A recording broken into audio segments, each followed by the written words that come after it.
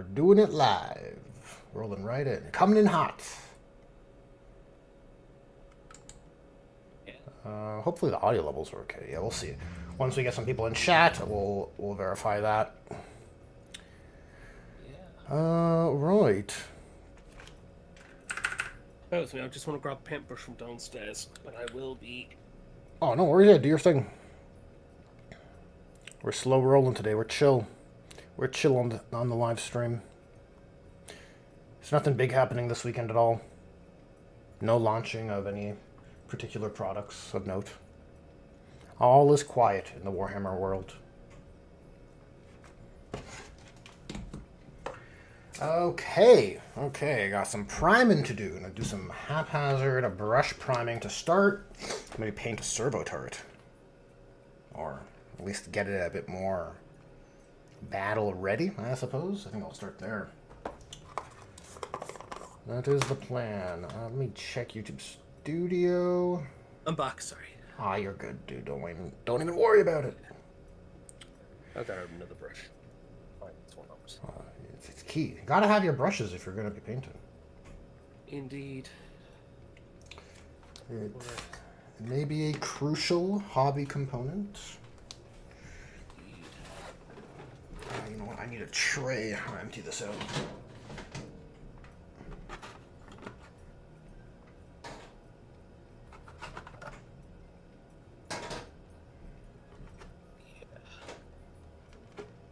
So I think right now I'm just going to focus on these two hell brutes.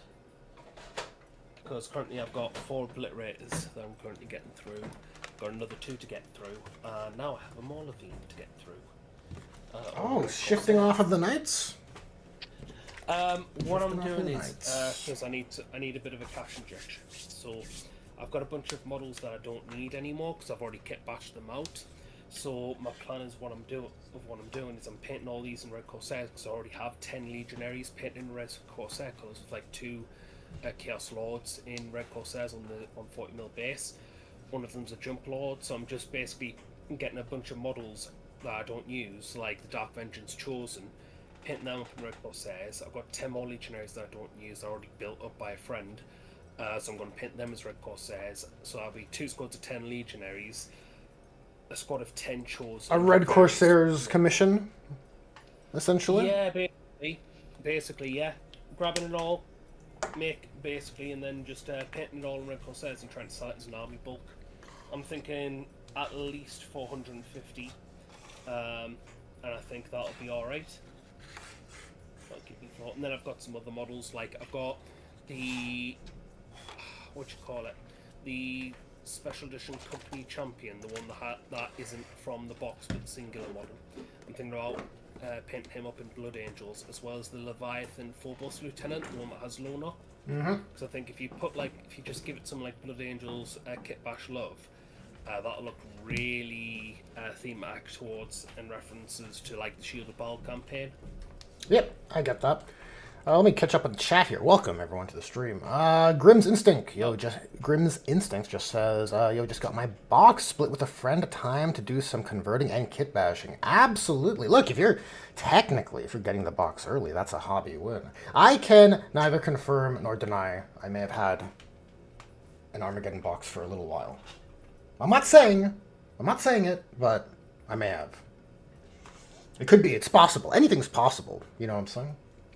Ryan the Man, welcome to the stream, asks, anyone know any good alternatives to GW Orcs? I know about Cromlech, but also looking for other alternatives. If you're looking for 3D printing, Mr. Model Orc is very good. On the resin side, I love Artel's Orcs. And I happen to have an affiliate link with Artel W. However, there is a small caveat. Artel's Orcs are a little larger than your typical Games Workshop Orc model. That is my disclaimer. If you can wear that, I think the models are fantastic. I even have a couple of videos on the channel showing them or hopping on them. I have a big boss war boss for sure. Grim's Instinct says, my LGS is a G. Sounds about right. Give me a mic check, people in chat. Let me know if the audio levels are all right. I think I've maximized them correctly. So I'm not listening to the stream. I only have the equalizer to go off of. But I think I've balanced myself and Warpforge as well. Yeah, I'm hobbying with Warpforge. Warpforge has a YouTube channel. It's linked in the description, guys. If you want to go give him some love, give him subscribe. Thank you. You can see some content in the future. Some cool hobby related content. You probably Night Lords content, if I had to guess. Oh yeah, mainly Night Lords content. if I had to guess. Games along the way. Yeah. Gotta look my Bully Boys and Midnight Clad. Excuse me. No worries. Sorry about that, guys. Forgot. Oh, hold on.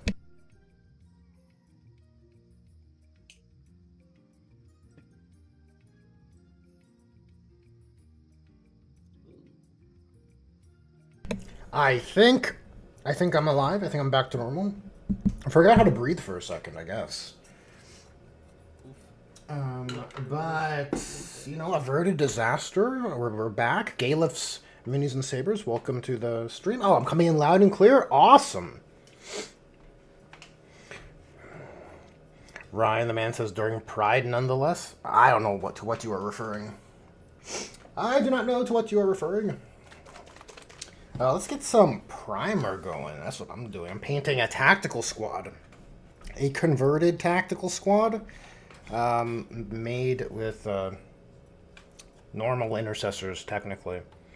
But I got some upgrade bits. Look at this cool plasma cannon. With a little plasma backpack.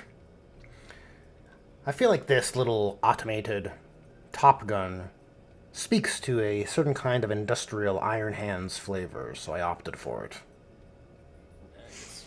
Oh, I do have to clean up his gorget a little bit. It's a bit crude.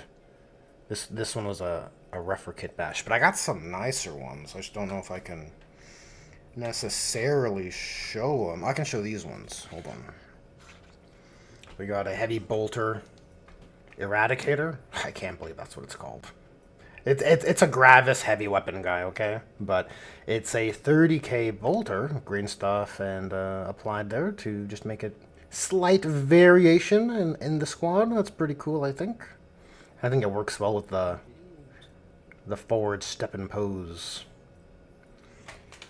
What else do I have here? I've been doing some hobbying. I'm not making content this week, so it's a bit sparse on the channel. I do have some potential mod-related content on the way, which I'll be eager to share. But on the hobby side, I have not been recording much. I have a Tech Marine here, which just has a head swap and a servo skull. Because I feel like you gotta have your servo skulls all over. I want lots of servo skulls in the collection here. Yeah. Yeah, I just think that's a neat flex for a Mechanicum, like Iron Hands adjacent, tech-oriented chapter. I just think it's super cool. Yeah. Pollux G, welcome to the stream. And you're painting some Red Corsairs Hellbrutes. Oh yeah, so Warpforge, tell me. You said you just had your first game of 11th. Tell me how it was. Regale me with your experience. It's a bit of an embarrassing story because I was meant to go. I went over. Said, so when's the 11th starter games going? He said that's next Friday. Oh, you got your Fridays mixed up, eh? Yeah. So hey. That'll happen. Yeah, Mrs. was very happy with me, as you can imagine. That's all good. But yeah, no, like I say, I'll be getting that hopefully next week. Hopefully I might fight against some Blood Angels, potentially some Stones. So yeah, we'll just have to wait and see. Nice. Yeah, technically, I'm having my first game of 11th this Sunday. However, Nice. on the previous Saturday that just passed, we had a get-together with some of the inner circle, you could call it, the inner circle of the local game store, and we're just like workshopping scenarios, coming to grips with some of the changes. You know, seeing is easier to kind of wrap your head around certain things, especially in the fight and charge phases, where things are a bit more particular. Galif's Minis and Sabers has a question. He asks, I'm assuming he asks, do you have any Marines painted like your channel mascot? I do. I have a great many Marines painted like my channel mascot. I'll throw up a picture here because I think I have one saved in the Discord. Oh, sorry, in the OBS. We have. Oh, maybe I don't. What is this? It's an empty picture? Oh yeah, okay. We'll show this. Where? Oh, it's hidden, that's why. Can I grab it? I'm gonna slide it out. Is it gonna work? What's going on here? Oh, it's locked, that's why. Duh! Obviously. Yeah, here's one. Here's one of my tactical Marines. You can see... I was gonna say you can go check my Instagram for more, but honestly, Instagram's kind of trash, man. Like I post there fairly regularly. I try to, anyways. But as far as like exploring an archive of like a gallery, it's kind of annoying. Like it's not the most. It puzzles me, right? Because I look at Instagram's like feature set and tool set from the creator side, and I'm like, why is this so popular? It seems so bad. Like, why is the editing features so terrible? And like very slowly, as I'm late to the party on Instagram. I'm not like an OG Instagram user. It's been out for years. And so when I see the tools for editing, I'm like, why is it awful? Like, why can I only have like I can't? You have it for instance the speed. You can increase the speed of your clips, you know, slow them down or increase them. And it's in the one, like, you have one decimal value to increase. So you can get pretty particular with like, oh, I want 1.2 times, 1.3, etc. But you don't have proper inputs on the UI to take advantage of that degree of like, of those small degrees of changes. Sorry, it's a bit of a word salad, but yeah, the UI sucks is my point. Just compared to any other editing software, I'm just like, why would you build those features and not make the UI intuitive to leverage them? That's basically the gist of it. Yeah. Okay. Let's try and do some hobbying as well. Let's try and do some hobbying here. I'm just gonna glob up the base here with some primer, try and lock in all this sand.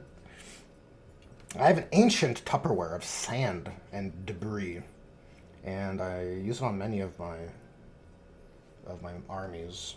So I decided to use it for this one, for this collection here. You know, I think it kind of helps sell the idea if you have varying grits. Is that the word? Varying sizes of sand and rocks. So I think I combined like 3 or 4 different ones at one point, and then now it's just it is the sand bin. The bin of sand, and that's I think it looks pretty good. Yeah. Okay. I've thinned down this primer terribly. It kind of had to for the base, but it'll be okay. That's fair. It'll be okay. What's everyone else in chat hobbying on? That's the real question. Is it all Indomitus? Or not Indomitus, what am I saying? What edition am I talking about? Armageddon. That's where we are, right? Is it all? Armageddon.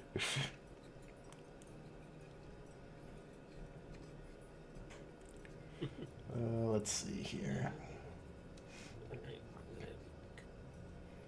Yeah, last hobby stream, I started a custom leg. It was last week. Yeah, last Friday's hobby hang stream. Yeah. I started a bionic leg for an ancient, and actually, you know what? Let me just show like how that's come along here, because I think it's turned out great. Like, look at this bionic leg. Look at this. I think this looks dope as hell, man. Looks great, yeah. Yeah, there's a heavy industry look, you know? It's not that thin, like, anemic kind of bionics that GW usually does. Not to hate on them, right? I mean, I like the bionic bits. You know, you see a cool plasma gun handle. I think it's on the Hellblasters you see them. And it's cool, but yeah, I think you want your bionics to be thick. Yeah. No, absolutely. Like I say, like I've seen the Armageddon box, and I've seen the models in plastic, and they are quite nice. They're just not for me. I don't have an Orc army and all the Space Marine stuff. There's a few HQs I want, but that's it. Yep, I can appreciate that. I think for me, it's like I'll just wait till the multi-parts come out and see from there. I think definitely this edition could be the Black Templars jump pack phase, where I buy like too many Vanguard vets and too many Assault Intercessors because I've got the jump packs to kit bash them out with. Nice. Yeah, I can appreciate that. It's like people have been waiting for Vanguard vets for a while. I want to see the multi-part plastic kit because the Armageddon ones are a little underwhelming in my opinion. I think the poses are great. I think it's just the weapons, man. I think it's the weapons are just not exciting, and I think that's what all the hullabaloo is about. If I'm being totally honest. That's fair. That's there is. Me, yeah. Oh, sorry. Go ahead. For me, it's the stretch marks that I caught. Like they still haven't evolved from them. Stretch marks. What are you talking about? Yeah. So it's something that's prevalent on many of Games Workshop's models. If you just bear with me, I'll finish this. So a stretch mark is when they try to define an edge and then just clip into another bit. A good example of which is, since I've already got monopole stuff here, there's a few pipes which look great at the back end. There's a few pipes which look great at the back end, but then you turn it and you see that it stretches all the way into the model. There's no yes, end bit. I know exactly what you're talking about. I might have an example on hand. Because it makes everything so much harder to define. So you have to basically define it with the paintbrush. Yeah, you have to do a bit more work. You gotta compensate for the modeling with your texture. I mean, with your painting. Yeah. I get it. Yeah, no, absolutely. Yep. You'll see that more on the easy to build stuff, like in Armageddon. Absolutely. It's not terrible, but it's definitely not preferred. I'm with you. Yeah, absolutely.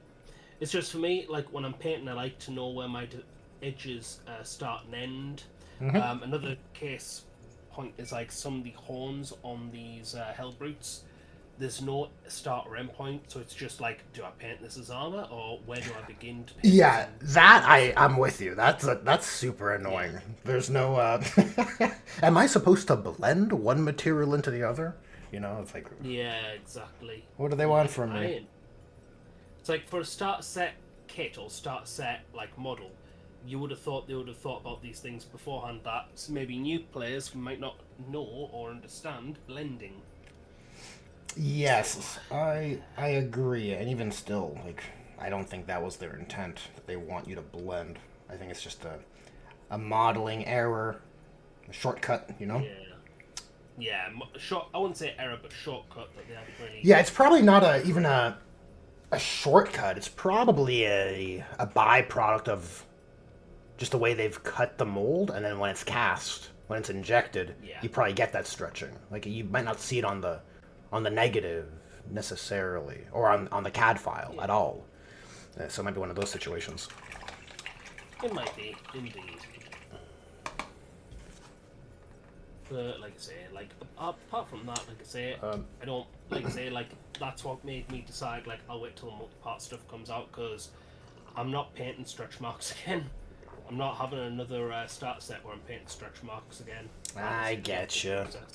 I'm the Science Sphinx. Welcome to the stream. I see a comment here. That black primer he's painting? Yeah, it's a Vallejo primer. Just brush primer.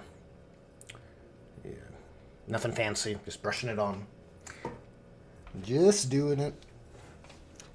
Just an easy way to get your models primed. That's the word to use. Yeah, so just brush it on, and then it's ready for paint. After that, it's pretty good. If you guys, if Warpforge and I are chatting away, chat. If we're talking and I'm not paying attention to chat and you need my attention, at me, at the channel name, and then it'll show up. I think it'll show up on my OBS. Actually, it might show up on stream too. I don't know, but I'll definitely be able to see it. It'll highlight it, and then I can be less likely to miss messages depending on how active chat is. No, not that we have like a crazy huge channel or stream typically, but you know, should it be more active than usual, it won't be missed. Yeah. Okay. I need a lot more primer.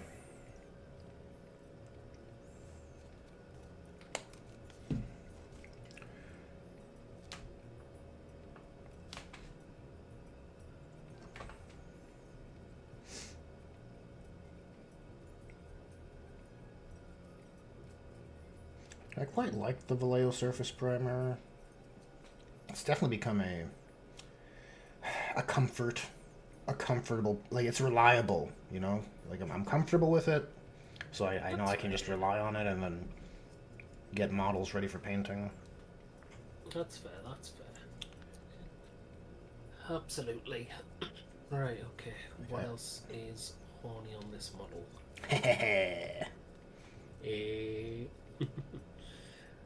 Right. Yeah. Like I say, I'm happy with how these are coming out at the moment. I'm just doing the basic things of blocking in. The only thing I've done in depth is wash the flesh over. But even then, I'm going to build the flesh back so it doesn't look as blotchy. At this moment in time, I'm just getting the stuff sorted. I'm just wanting to try and get these sorted, and then once it's sorted, I can start enjoying painting whatchamacallits, the bronze and brasses, and then I can then complete by washing every other bit down, and then we can actually start the fun stuff like highlights and layers and such. Mm-hmm. But it's just getting the bare bones sorted. Like, it's one of those ones where it is you trust the process. It's definitely one of these models, because when you look at it and you do like one bit and a little bit and a little bit, it doesn't look like much. But it's when you're almost done, you start seeing it come together. It's like, yeah, okay. I'm quite happy with how this is coming along.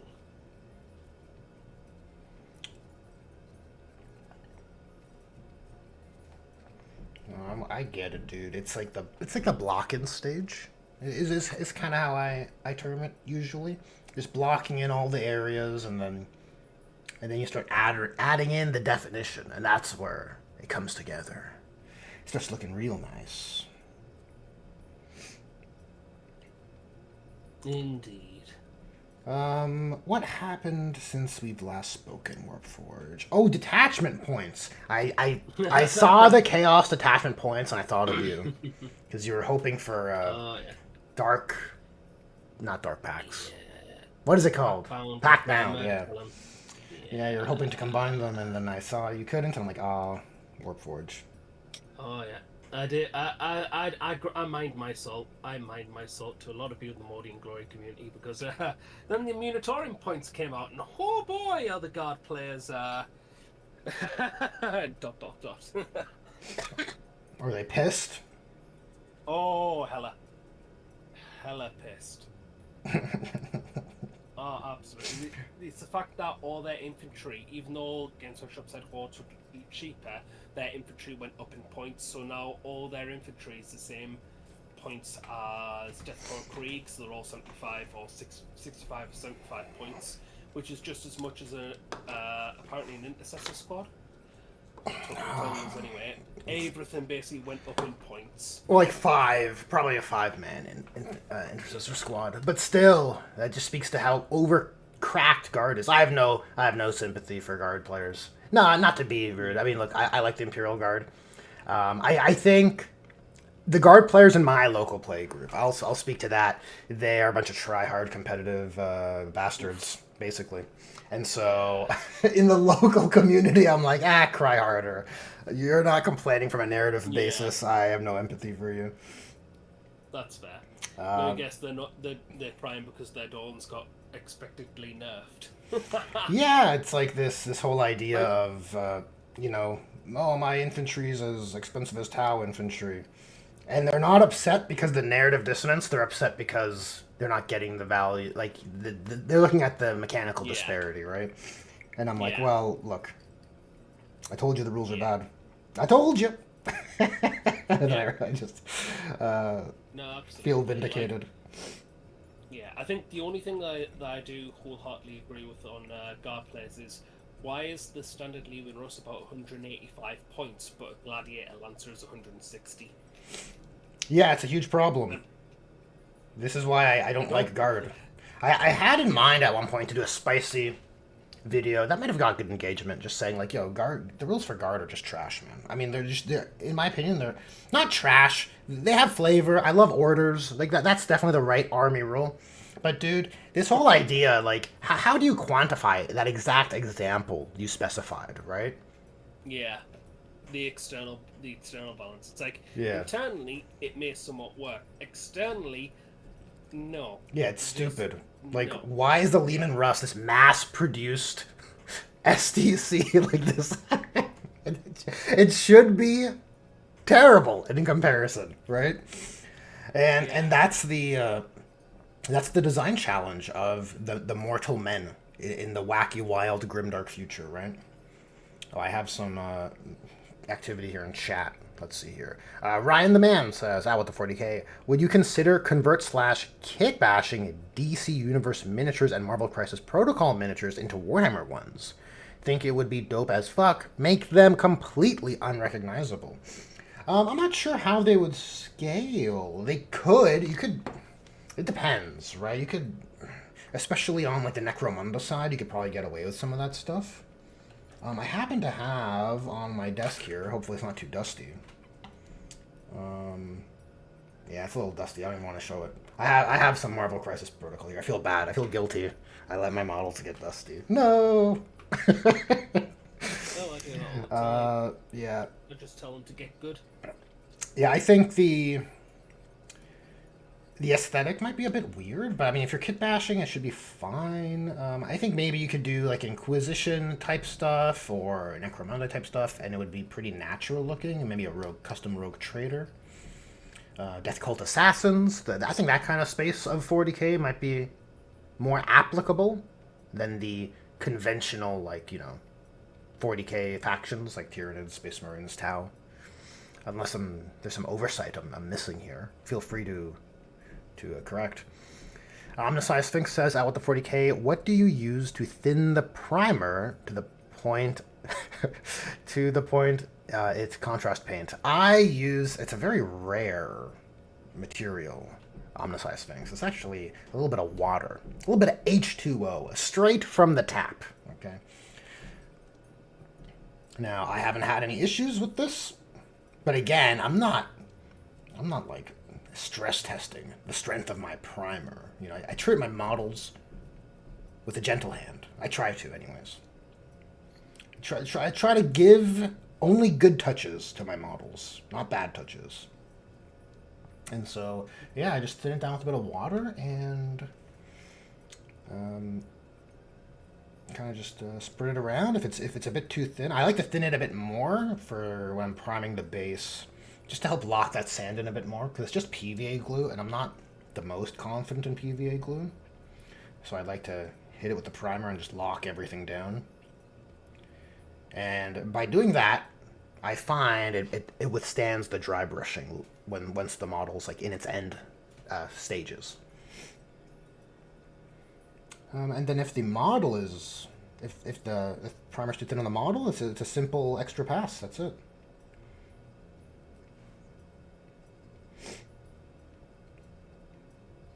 Yeah, this guy's looking pretty cool. I gave him an antenna, a little helmet mod right there. Pretty cool. Little helmet modification.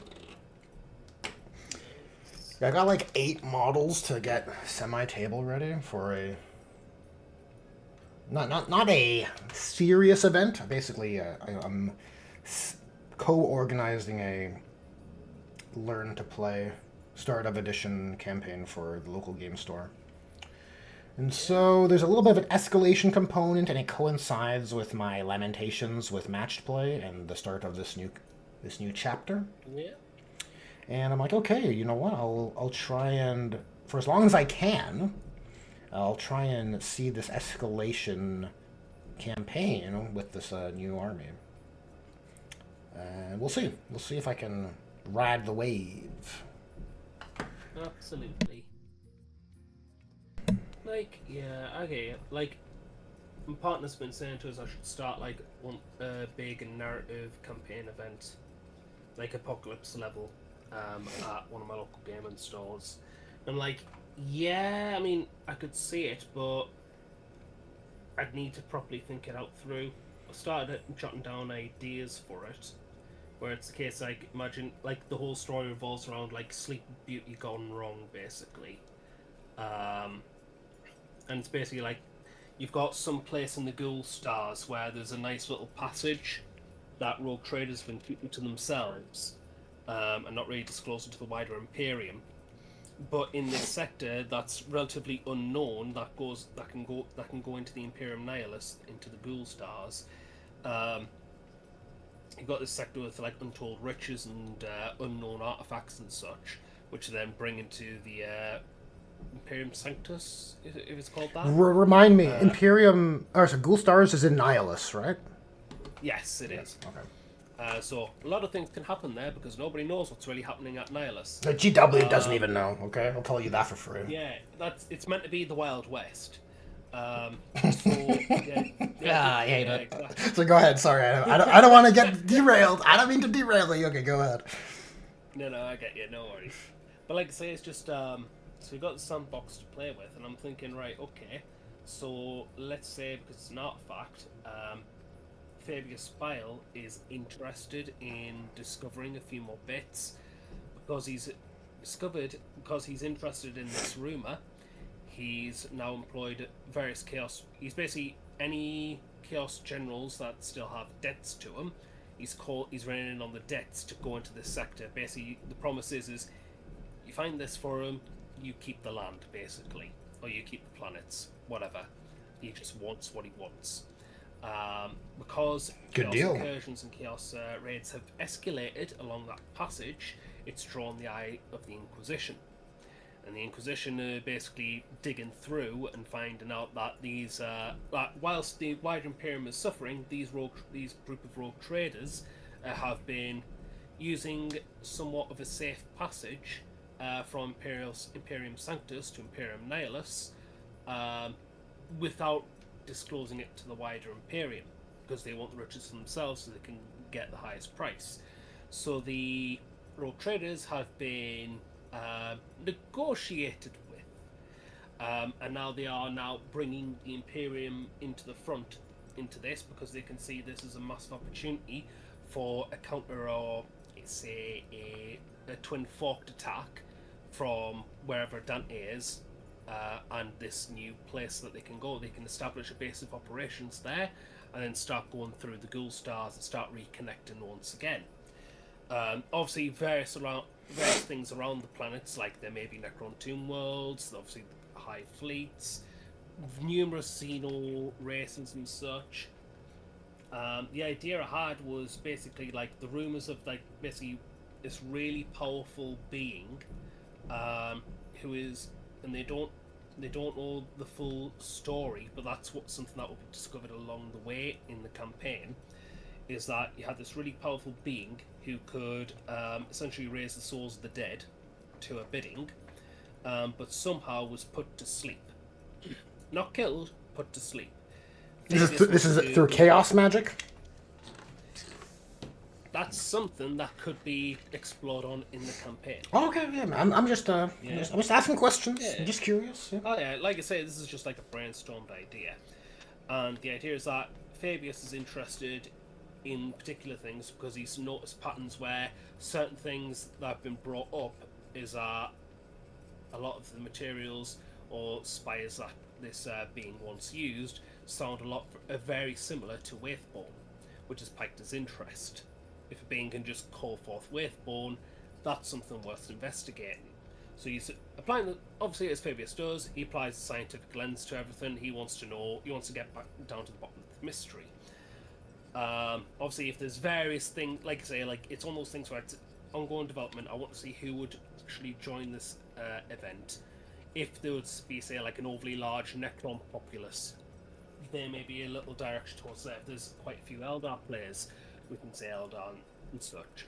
But yeah, like I say, so the idea is that basically Fabius is trying to do that, but the first stage of the campaign is breaching the gate. So the Imperium has started building up essentially the first planet into the system closest to the Warp Rift or Warp Storm. That is the Bastion. That is the Bastion world to enter through into the rest of the system. Should that Bastion fall, then the forces of Chaos will be exploring the further wider into the system. If it stands, it will be weakened by the event, rolling on to the next event, where maybe they'll be able to push through again. But the idea is basically just to have like various, like the first planet is meant to be just various zones. If they push through, we will expand it into various planets, so like one table per planet. And I had an idea of like when people figure out things, you can't just talk to another table on like the same team. So we've got like Imperium so the forces I've got is Xeno warbands, like, you know, Orcs, Tyranids, and Genestealer Cult, stuff like that. You've got Chaos, which is Chaos. And then you've got, or what I would call is the Spider's Deaths. And you've got forces of the system, which is mostly Imperium. And if there's any Tau, or if there's any Leagues of Votan, they will be under the Imperial banners. They've established agreements against a wider cause, or against a greater cause, being this Chaos Horde. Eldar, however, Drukhari will be their own thing if they want to just like side of Chaos or whatever, but Eldar will be playing both sides because they've been tipped up. Basically, they've been tipped off by the Harlequins about this story. The Harlequins just basically have invited them into this story to progress the story as Kagorage commands, or as Kagorage ordains, and they just want to see how this plays out. The Eldar now have been tipped off. They want to see what's also been going on around here, because they've noticed that there are specific the Eldar webways have inert constructs there, and they want to figure out and understand what's deeper here. Could this be a deception, a ploy, or could there be something generally a lot more that they've overlooked? Not necessarily forgotten, but overlooked. So they're investigating. They're going to be playing both sides. But when someone finds a bit of the idea I've got is like parts of the story will be in like, you know, in a role play sense, they'll be in like scrolls or something, written out like jigsaw pieces as part of the story. If Inquisitors want to share information, basically like board commanders or something, they need to have at least some form of communication, like astral telepathic relay on the board, and then they need to roll, like, say, for example, as a brainstorm idea, they need to roll a morale check or something like that. If they can then pass that paper on to another board, so that they can slowly piece the story together. They cannot share those pieces of the story until they relay astro telepathica rifts, which could get harder the more chaos infests the system.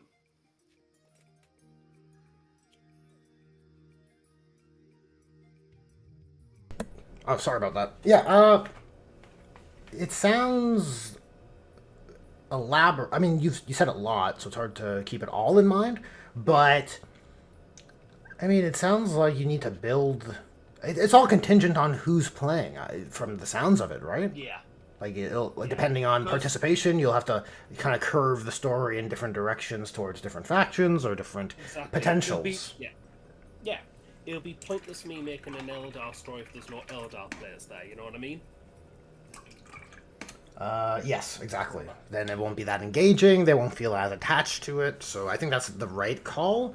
So maybe that approach, like you keep it open ended, and like there's like a many different ways it could go, and then based on registration, then maybe you kind of lean in different directions. The narrative campaigns that I've done in my local gaming store aren't nearly as in like the spirit you've conveyed there is like very much in the. I like it a lot. It's a narrative. It's like the D&D kind of the like narrative in the truest sense, right? There is a story within a story. If you want a military campaign, it is there. You with the guard, you're taking command, you're repelling the invaders. If you're looking for something more intrinsic, there is a story of this like Sleeping Beauty character gone wrong. Right. I just have a question in chat here. Volcano, welcome to the stream. Volcano says, why do you use sand for the base? Why not texture paint? I've used both. For this particular scheme I have in mind, I want sand because I'm trying to evoke not a one-for-one. Let me grab a sample model here. I'm trying to evoke a more classic style basing scheme. So it's not true, the goblin green sand base, but it's an homage to that style of basing. And so I thought sand is the right approach, because then you give it a bit of the same kind of dry brushing technique you would give to the old classic goblin green, and you get something kind of appealing, I think. A little green, a little bit of yellow, some rocks, and I think you got a classic adjacent style base. And I think, for the rank and file guys in the dark green armor, it works well enough. You got decent readability of contrast between the armor aesthetic and the basing scheme. But I think on a tech marine, it's gonna look real nice. That green against the red, or that red against the green. Whoops! I got disaster. Anything ruined? No, we're all right. We can fix it. Yeah, we do have the technology, but I think we we skirted disaster there. Indeed. Never a good feeling. Like any of those Phobos guys with their antennas, I don't think they could survive. Yeah. It'll be super sad. I should have magnetized all the antennas. It's not even possible. Well, I don't know. Maybe you could. Depends on transport, really. Do you use magnet boxes or magnet trays? Yeah, I use magnet boxes, which is usually pretty good for the spindly bits. Excuse me. Yeah. Bless you. No, I hear you. Yeah. But I always say the foam is definitely better for fall damage. The magnet solution will not prevent fall damage, but it's pretty good on. It's almost better, I would say, in every other circumstance. But if there's a fall, I would want the foam box. I think if you drop the magnet transport, just an explosion. You open it up as a box of scraps, man. Oh yeah. Yeah. I've got a proper AK spag, so everything's magnetized. But if it was to fall aside, which it has done various times in taxis and such, all the models inside are fine. Yeah, a small fall is that's not exactly what I was thinking about. Yeah, that would be fine in a magnet box. I'm thinking more I had a buddy drop his transport case down a set of stairs. Yeah. And it was a foam box, and his models were all right, but it made me think. I was like, oh shit, yeah, if I have my box, it would be the the rebound and the bouncing would not end well. Yeah, no, I hear you. There's no shock absorption, right, in the magnet solution. You just gotta have faith that your magnets are super strong. Maybe if you have an electromagnet box, a hyper strong magnet storage solution. Yeah, this will be a bolter eradicator. The eradicators have figured out that you can take other items from the armory. But only heavy bolters, though, so far, right? They only know you can take those now from the armory. They're like las cannons, grav cannons, missiles. We're like, oh, we don't know if we can take those yet. They're there, but I don't know if I'm allowed to. It's not sanctioned. It's cringe. Super cringe rules writing, dude. I can't help but hate on it. Yeah. But, Yeah, yeah. you know, I'll mock up a few and then house rule the rest. I have some grav ones. I'll show them. I've converted. Yeah. I finished the 3 grav. Well, they're Votan grav cannons though, so it's a little heresy. Nice. But yeah, it's. I think it's a good look. And indeed. Yeah. So like for narrative or house ruling, you know, I think that's fun. Indeed, absolutely, it does look good. Yeah, I thought so. I mean, it probably would hit harder if I had the Imperium or the Space Marine style grav cannons. I didn't have the bits, and then I had a buddy who put the other option on his Votan. I think it's the beamers. That's what they take. They take grav or beamers, and he just glued the beamers on. So he's like, dude, I have these 3 things. You want them? And I'm like, dude, you're the best. Nice. That's pretty good. It's pretty nice to see. Yeah. You know, there's quite a couple conversions in this little collection of the Guardians of the Abyss I have here. I have, what else can I show here? Blade Guard vets. So it's like, there's a particular artwork of Iron Hands that I've adored forever. And whenever I've made a thematic list build for Iron Hands, I think I've almost always used it. So I've kind of taken a page out of their book. And so it's like you have just a Blade Guard vet with servo arm, and I just have the classic Death Watch shield here because I think it looks a bit more techy with these these details. I don't even know what they are. I do want to change the swords a little bit, but yeah, I like the servo arm, and I like this, like another reposed one where maybe the servo arm can hold the sword or the shield rather, and then you have like well, it's magnetized for safety, but I think that's a cool look. Now you're making good use of your servo arm. You know, if you gotta two-hand your sword, if the situation calls for it, it's handy to have an extra arm. Who would have thought? Indeed. Pollux G said, had to step away for a moment. I hope it wasn't the moment where you read my chats at what the 40K. It might have been. Let me scroll up here. Where was your chats? If you missed it, then probably.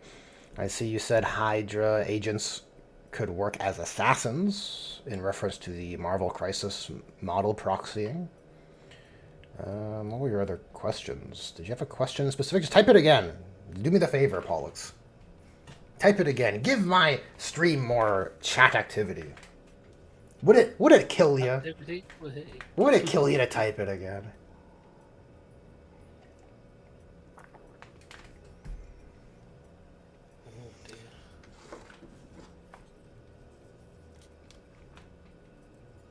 Yeah, we had like a bunch of hot days where I am, and it seems to have passed, thankfully. So I'm really pumped about that. Indeed. Yeah, that's always like relief, you know. I hate it when it gets too hot, man. Yeah. I get you. But I do share. Yeah, definitely. I prefer the winter months over peak winter over peak summer. I pick peak winter. That's just yeah.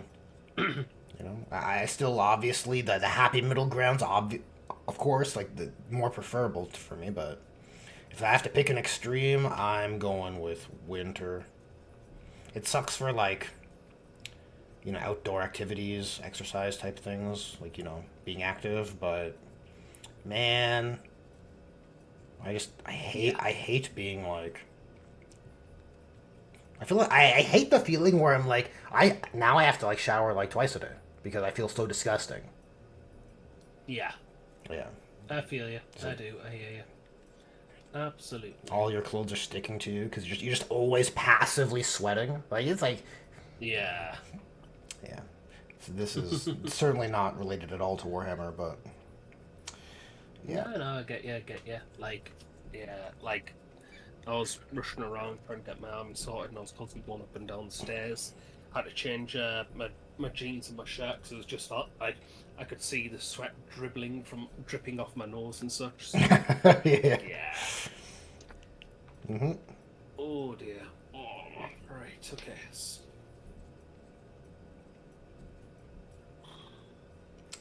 Yep. All right, so that's one Eradicator. I don't think I'm gonna prime. Oh, I'll put the grab one away. I don't want to prime him. Only want to deal with what I have to at the moment.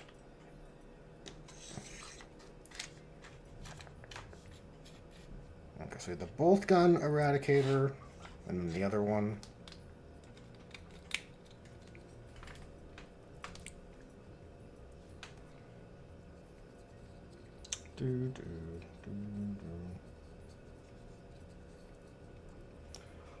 Oh. Oh. Right. Okay. So. Oh, that was a lot. Right. Okay. I'm really like. I want a bit of Vallejo's I would thought. Where did my drop bottle go? Oh, drop it. Thing.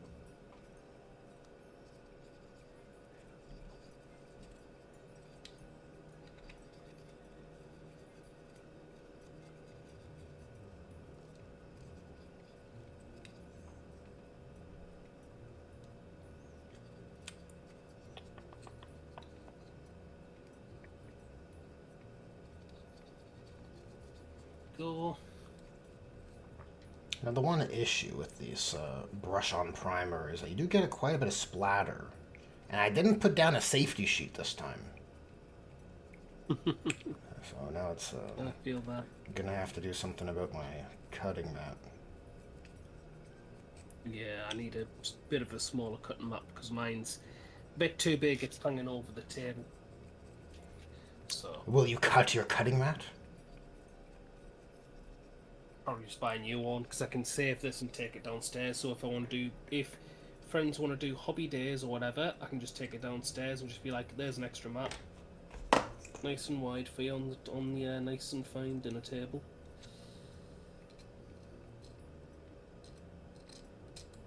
True. It's probably the right call. Indeed. It does make the sense.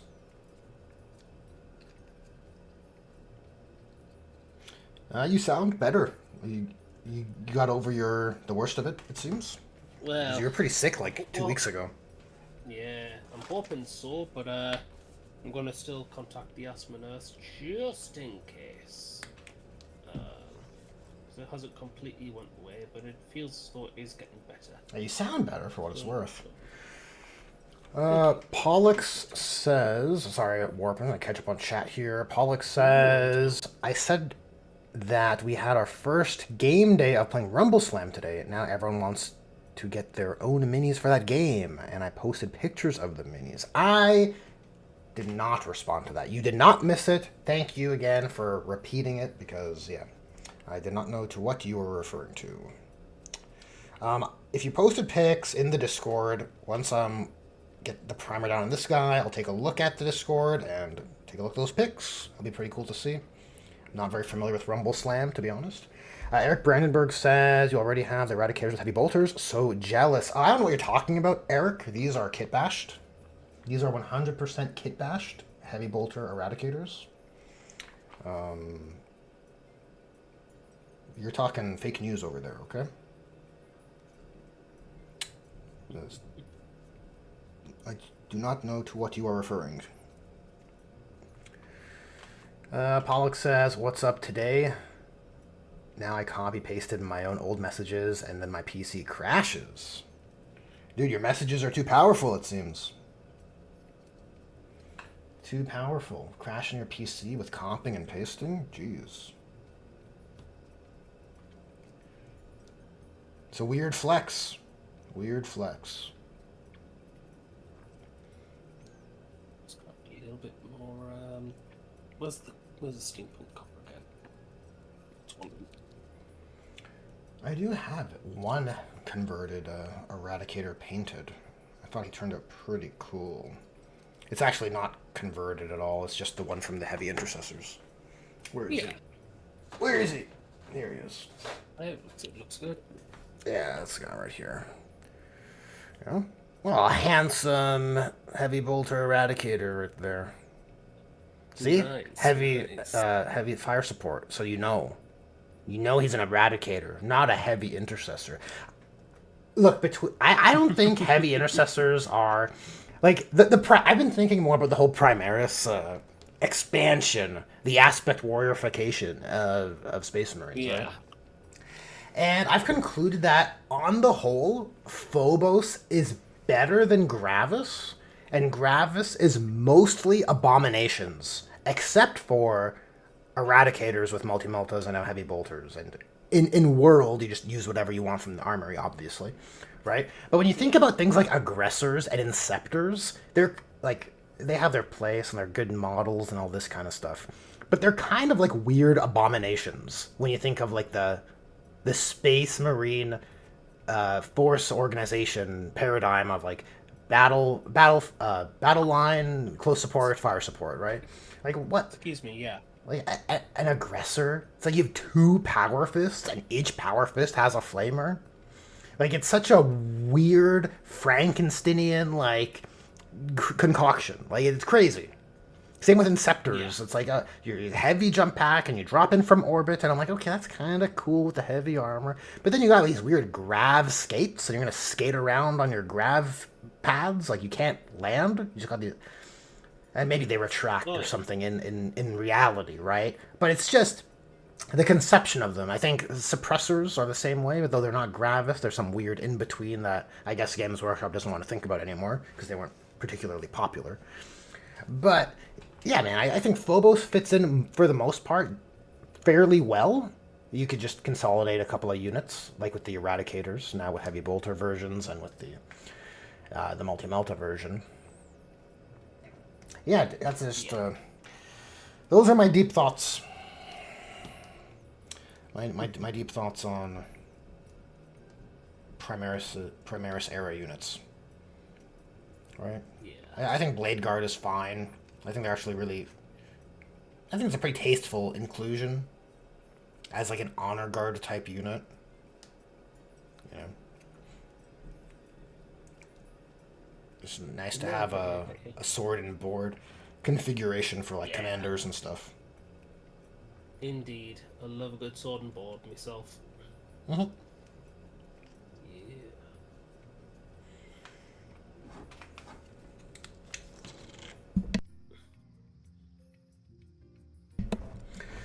Eric Brandenburg says, out with the 40k, do you have an apothecary biologist to go with them? I do not. Why would I don't know. How do you even buy that model? Even if I wanted to, I have to buy some weird bundle, right? The weird Leviathan bundle of like everything on that sprue. I'm pretty sure that's how that's set, right? I have one in my Firekeepers collection, and I probably could just take it and no one would be the wiser. But man, I don't know. The apothecary biologist is such a weird... It's kind of an abomination as well, if I'm honest. Like, why is he giving lethal? Like, you know what I mean? And that brings me to, like, just my sensibilities on, like, the rules design of just, like, things that just give lethal hits. I don't particularly like it. I like the core rules of you know, 10th and now 11th. I think it is a nice refinement of, like, how to play. In theory, again, I haven't technically done my like tutorial arc of 11th edition to get a good sense of it, but in theory I like all the changes, man. The lieutenant's giving lethal hits. I'm like, okay, I guess he just does that. It's weird. It's like how stratagems are just these things you pull out of your ass to do amazing things, and I'm like, oh well, why are they? Why are they? If you think about it, why are they really doing that? You know, it's like, Yeah, No, absolutely. I have some narrative mods I want to try to see if I can like reframe that kind of game mechanic in a more satisfying way. I think tying into our conversation from about 2 weeks ago, Warp, about like psychers. Yeah. I think psychic powers seems to me. So I'll give you guys the pitch here. Psychic powers seems to me to be a better narrative abstraction for pulling shit out of your ass to do like magical shit, which is what stratagems are effectively doing, right? You're just pulling them out of nothing. It's like I have points, I have abstract points, right? I'm gonna use them to do a power move, right? I think psychic and whatever your equivalent is in your faction is just a better way to do that, right? Now some factions don't have psychers, so it's not the best, right? But I think AdMech could do it through technology. You have a similar abstraction off of particular units, and then I think probably the same for Tau also. But And Necrons with the Deceiver and the Satan powers. yeah, they have Satan powers, and they also have wizards now, like a lot of wizards. Yes, they do. Like 4? I think they have They 4 do. wizards or something like that. It's like crazy. It's very aspect warrior-ish how they've done the cryptects. I agree. Get some background music going. Can't pay the background music. Eric Brandenburg says, out with the 40k. Everyone is going on about running Librarius Conclave with a librarian with the Fusillade enhancement leading Stern Guard. I figured as much. Look, surprise, surprise, the rules are like so pushed that people can't help. Now I gotta have 3 librarians in my army, right? And I am very empathetic to this idea. Like I just went on about psychers being the mechanism you use to do cool shit. But where's my Matrix meme of not like this, right? I just like parting out Librarius Conclave is look, and maybe I'm a bit biased because I have a buddy who loved Librarius Conclave. In fact, he kind of like redid his whole army around Librarius Conclave because he's like, I'm gonna commit to the bit because this is badass, right? And now it's been gutted so that it can be attached onto everything else, right? And I'm like, Yeah. I feel kind of bad for my friend, Yeah. It's like the tactical brigade. Like that's my point with tactical brigade, but I just don't have a person who was doing it, right? But in this case with Librarius Conclave, I did. And it's like, he's kind of bummed out. Like his thing is kind of like made worse so that everyone can just use it in a particular way, right? Not a fan of that design space. Yeah. Though, Eric, to your point, I do not recall what the Wombo combo is for Fusillade. I'm sure like most of those mechanisms are probably similar to the original detachment. I just can't recall the specifics on them. Eric says, I prefer the idea of a Phobos Librarian with Fusillade leading Eliminators. Those bolt sniper rifles are a flat 3 damage. Language, it's been a tough week owing to hear the T word thrown about. Oh, what was the T word? If I did a bad, it slipped out. But yeah. Sometimes the words just flow. It's something I do like to work on, but if it's like you're saying, if it's been a long day and you're up early, sometimes it's Could just be a case of someone's misheard, really. it could be. I don't think I said anything terrible. Yeah. It happens. Excuse me. There we go. Okay, what is next? We have Lieutenant and Tech Marine. We'll Tech Marine last. We'll do Lieutenant. There's supposed to be 8 models I was prepping. I guess there's 1 extra. Okay. Fusillade gives anti-monster and anti-vehicle 5+, so if you have that on a unit with dev wounds, they trigger on 5+ versus monsters and vehicles. Yeah, it's gross. It's stupid. It's a stupid idea. Right? like it's like, we're just coming off of this situation with like Oath of Moment, allowing things to. Well, it's the reroll of Oath of Moment, but it's also Oath of Moment on intercessors that are having lethal hits, that are wounding with +1 to wound is the problem. So here you're having the same kind of thing. You just don't have the reroll, but you're wounding things you have no business wounding because of anti. Now I'm assuming it's combi weapons. Anti-monster. No, Fusillade gives anti-monster vehicle. Yeah, the combi weapons have dev wounds, right?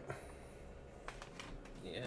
That's the thing to know. I think Helldrakes could now be being slept on by the wider community. Oh, I think the changes to aircraft are fundamental, like, in theory, anyways. I think it's very good. They're no longer aircraft. Oh, they're no longer? Okay, that's good. I kind of like them as monsters. Okay. They don't have an objective control, but they do move 12 inches. They're just a big flying monster now with hover, I believe. But that's how it used to be. It's good. Yeah. What's interesting is that they still retain their anti-fly 2+ and devastating wounds. So as you know, that's good. Anti allows you to make a critical wound on whatever. Mm-hmm. So on a 2+, suffer devastating wounds if you got the fly keyword. Okay, interesting.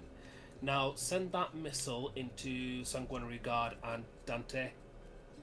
You wounded Dante on a 2+ with mortal wounds. Well, that's what you get. Oh, yeah. That's what you get for, running your jump pack around. Running your jump pack around with a Helldrake. Yeah, that's what you get for just being a Blood Angel. Yeah, you better hope you have fights first. Yeah, absolutely. You better hope you have fights first, or you have to, be very particular with your positioning. Which is not impossible, right? Like, it's kind of how the game is played. It's like, what's your threat range? You move how far? Where are you now? Okay. Then you just kind of do your movement. I don't think it's... I think if, people... It's either a misplay or they're feeding. Like, they're willing to make the sacrifice or roll the dice on it. That is an expensive baiting unit. I agree, yeah. Yeah, with Dante, anyways. I just think broadly with, like, I don't know, jump pack intercessors or other flying units, Yeah, the Helldrake should be, like, the chaos...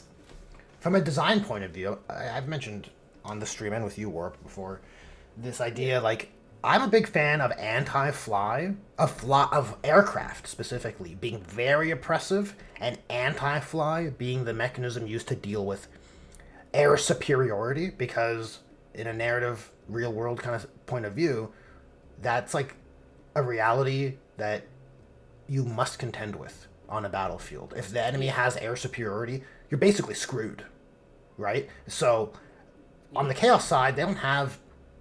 they don't have the hunter or the wyverns or whatever, the ground-based anti-air tanks, right? Yeah. But they have the Helldrake, and that's like the unit to use from that design space. So I'm very much pro the idea of the Helldrake being Chaos's terrifying anti-fly flyer, right? Yeah. That's cool. That's cool to me. Absolutely. Yeah. Make him scary. I just love the idea, like, anybody with fly characters, and I'm getting them in the best way possible. Well, to me, I don't know. It seems pretty simple, right? But to me, like, the obvious way to balance the benefits of flying is to make anti-fly a thing. So that you can kind of, you have, you're a lot of flying units, that's a big advantage, but it also comes to big weakness, right? That's the obvious thing to do. And then for whatever reason, like for additions, the GW just doesn't do that. They're just like, we'll just make flying worse. We'll just make flying models just not be able to move over buildings. That's a good way to balance fly. And this is stupid. Indeed. Right? It's a stupid idea. So this seems like, again, another core rules design choice that I'm like, okay, look, sensible. So it took them an addition, right? And hopefully they don't whiffle waffle and flip it back, which is always, it's likely, if I'm honest. We'll see. We'll see, right? But Indeed.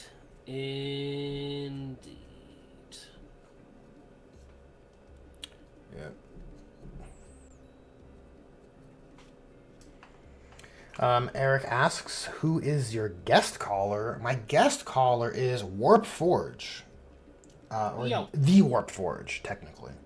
And that his YouTube channel is the Warp Forge, right? And it's linked in the description.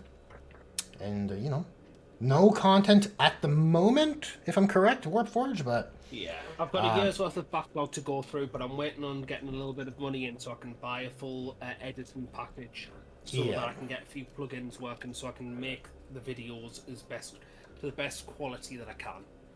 And then I'm just going to hoard it up, and then once they're all done, every Saturday, I'll just launch a video. I'll just schedule it all in. Awesome. Yeah, you can see Warp Forge's hobby efforts on channel posts and on Instagram as well.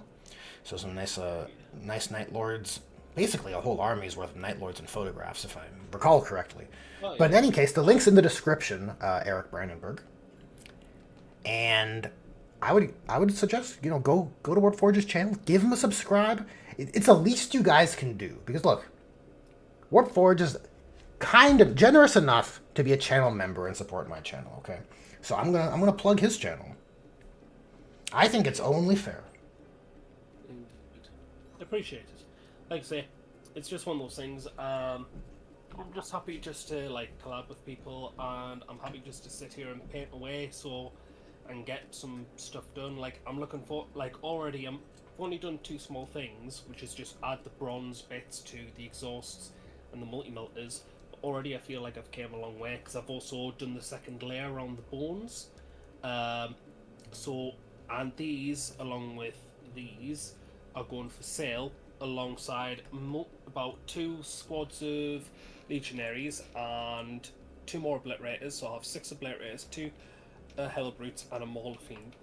Oh, so it's like an auction type situation, or? I'm gripping it as a small army bundle, and I'm just going to sell it off. I'm going to try around my local area first, see if anyone wants to pick it up. If not, it'll probably go on eBay or something like that. Gotcha. Yep. But yeah, like I say, I am very much looking forward to getting these sorted, done, painted, so that I can show these off on Instagram as well. Hell yeah. I reckon, like I say, it's just a nice change of pace, and like I say, I love my bully boys and Midnight Clad, but it's just, like I said before, it's just a nice change of pace to actually sit down and get some stuff sorted. All I'm doing right now is I'm just doing the painstaking process of blocking in. Once everything's blocked in, I can finish off the washes. So, as I've been painting, the only washes I've applied to is the flesh. Once the flesh gets, once everything else gets blocked in, that'll get washed down. Then I can start doing layering and highlights and extreme highlights, and the more fun bits come into play. But for now, it's just a case of I need to get these sorted. I need to get these painted fully through and get these done. Right. So what's my next thing? Because I've done them, I'm going to finally start on the black. Oh boy, the rite of passage of all Chaos players, the trim. Yep. Right. Where is my... It's the tax. It's a tax for being a bad guy. It's your punishment. It's the tax for... Yeah, it's the tax for being absolutely in season with the drip. they do look good. Oh, look these Primaris boys, their rounded edges and such. Nah. Give me bling, give me... Give me finesse. They do look more interesting for it. You can't take that away from Chaos Space Marines. Eric asks, is he British or Canadian? You're a Britain, right? British. Yeah, British. Yeah. British. Nice. Absolutely. Around the northeast of the UK. So basically, I'm just underneath Scotland. So that's why I sound a bit more northern than usual southern accents that you hear on everywhere else. That probably explains the inquiry. Yep. Indeed. It's a bit too thick. Just going at the trims now with Death Reaper, so it gives it an off-black look. So it's dark grey off black, so it gives it a little bit more depth when I come to wash it down. Smart. Yep. I'm not a fan of actually painting black armor black. I Yeah. think it's a mistake. Yeah. I hear you. Yeah. It's I going to mean- be interesting to do with Black Templars, yeah? Well, I guess you could paint it black and then dry brush up. You got to do something. Is my point. You're either washing it down to add depth, or you're brightening it up with lining, panel lining, and stuff. Or grim darkening it with some brown nuche or some streak and grime. Mm-hmm. Right. There we go.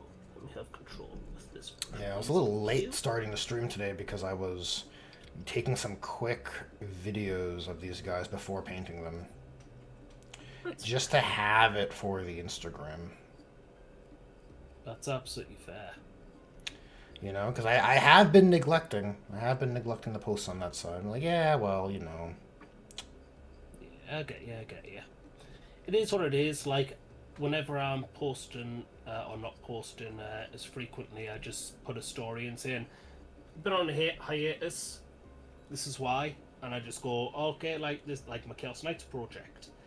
I'm still doing that, but currently I need to put a little bit of cash injection in myself, so I'm painting some models to get ready for the market. So, because I'm hoping, because I've seen one of my local game stores has one of the Eye of Terror Sons of Dawn bundles, where they've got the Ballistus, the Redemptor, and then the two Repulsor Executioners. They still have that? They got 2 boxes of them in there. Damn, at dude. one of my locals. That Yeah, so that box set went off the shelves in my local game store. Like, they could not hold on to them for their life. Yeah. Everyone bought Oh, it. yeah. Well, not everyone, but Nice.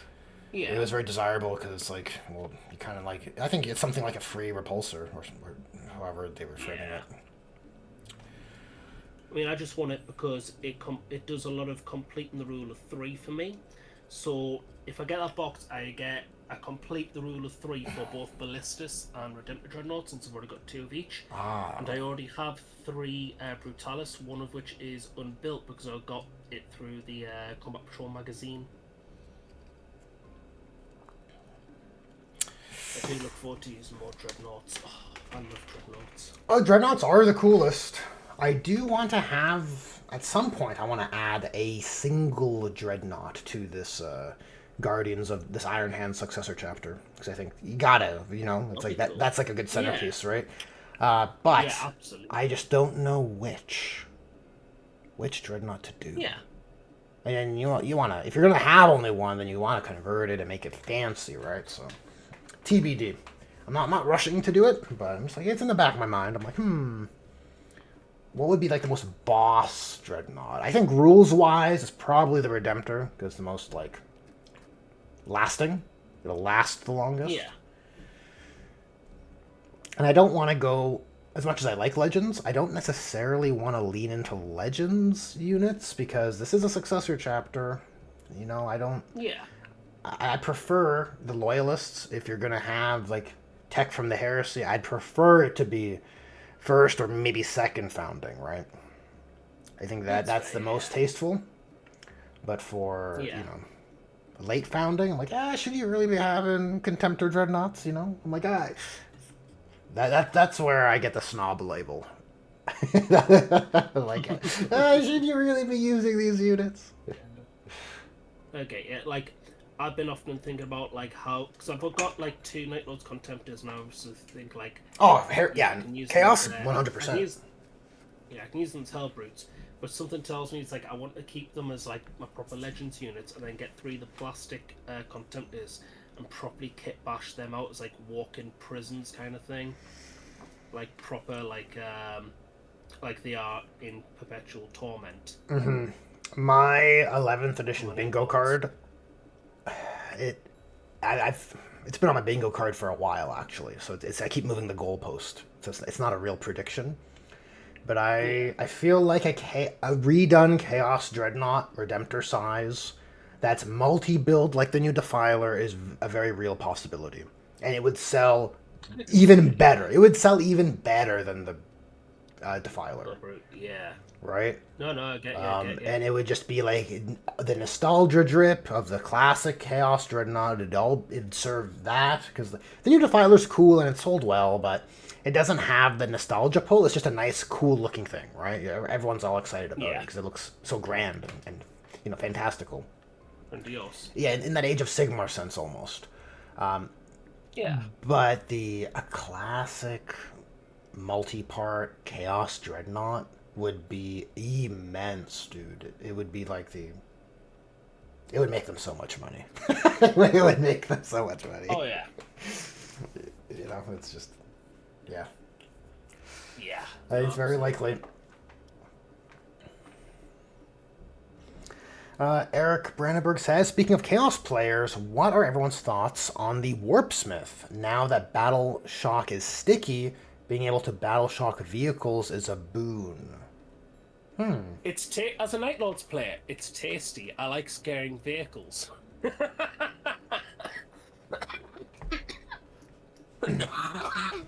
Excuse me. Dang, dude. Alright, got a roll for reanimation here. I got a 2, I didn't live. No. Not at all. Yeah, no, I like it, and the fact that, say, if you do wish to bring a Defiler, you just stick him behind him, or stick him around, and it's got low knock, so you can always heal your Defiler, who is an expensive amount of points now, like, holy crap. Oh, who could have seen that coming, right? I know, right? Dude, I have to control my emotions before I get going here. Yeah. Crazy. Yeah, Battle Shock definitely seems to be poised for a meaningful upgrade, which is great. For all the Night Lords, the Tyranids, all that stuff. It's certainly better. I don't know if I love Tyranid's army rule being Battle Shock focused. I hope that goes away with the Codex.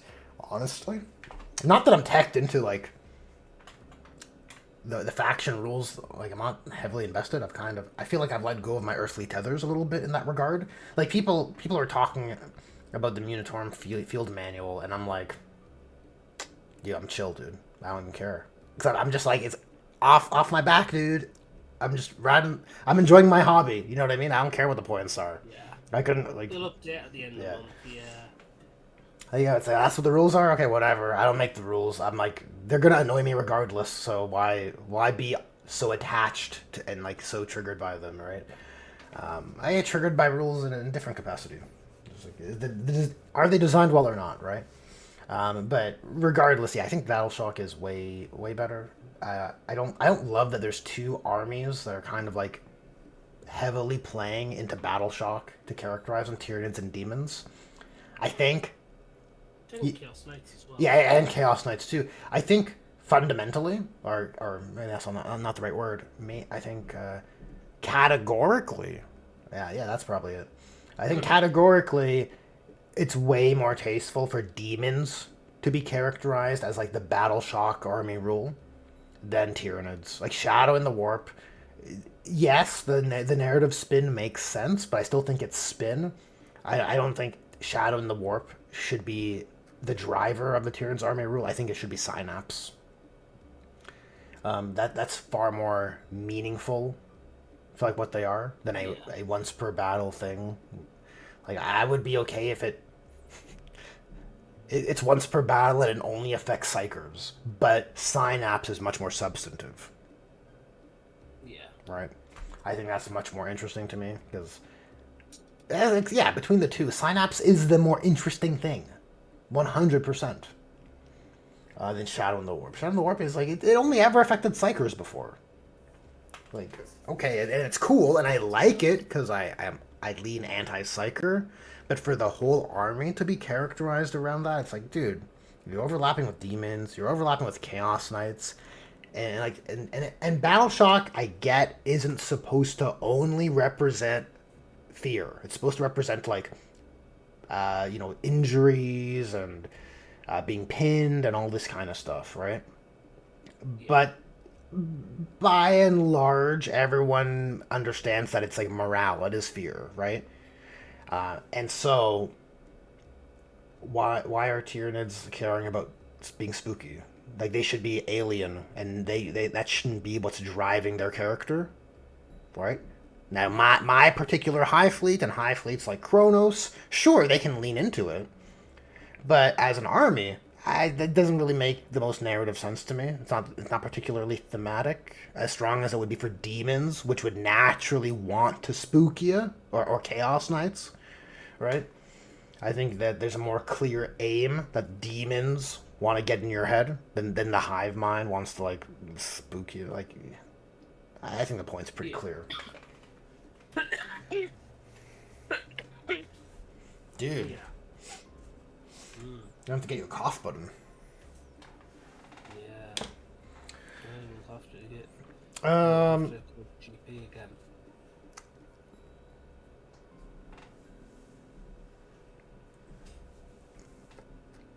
I think I finished the priming. Oh, some of it's kind of thin, actually. Let me just do another pass here.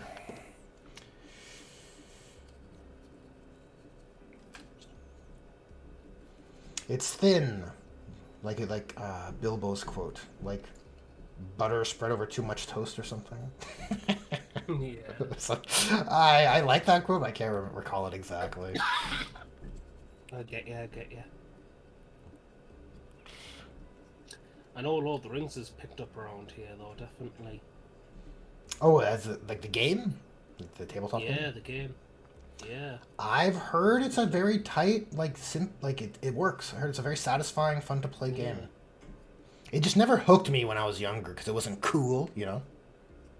Yeah. The miniatures didn't look as cool. It was like a superficial child at the time. Yeah. I get you. You know, and they're all like armies. Yeah. the scaling was also just not as heroic. Appealing. Yeah. So.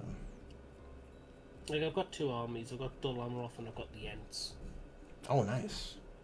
So, because I wanted tree men, I was like, well, yeah, of course, like the Ents. Why wouldn't I want to run an army of the Ents? So I got them and I got Dol Amroth because Shiny Knights of the Realm, but it's Lord of the Rings is very appealing to me.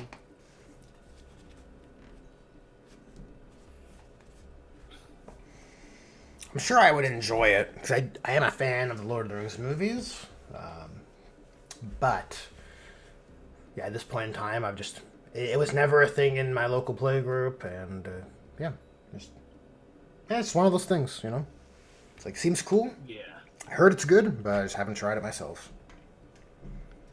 Yeah, I get you. I do have and I've specifically stated I'm not getting into it, but a buddy kind of twisted my arm to try out Conflict 47. Hey. So I am. I don't want to say he's twisting my arm. That's not fair framing, but it's kind of like, you know, he's done a lot of like fun narrative experiments with me on the 40k side. So I'm like, yeah, dude, I'll play this game with you. No problem. You don't go back. Well, I don't know. I'd like to believe I'm strong. We'll see. Oh dear. I look forward to being able to play in Conflict because I know there's a few people in my area and know there's a game and store that is stocking up on it. I just gotta get my order dice and then I'll be alright. So yeah, I gotta get order dice because I already got the rift dice.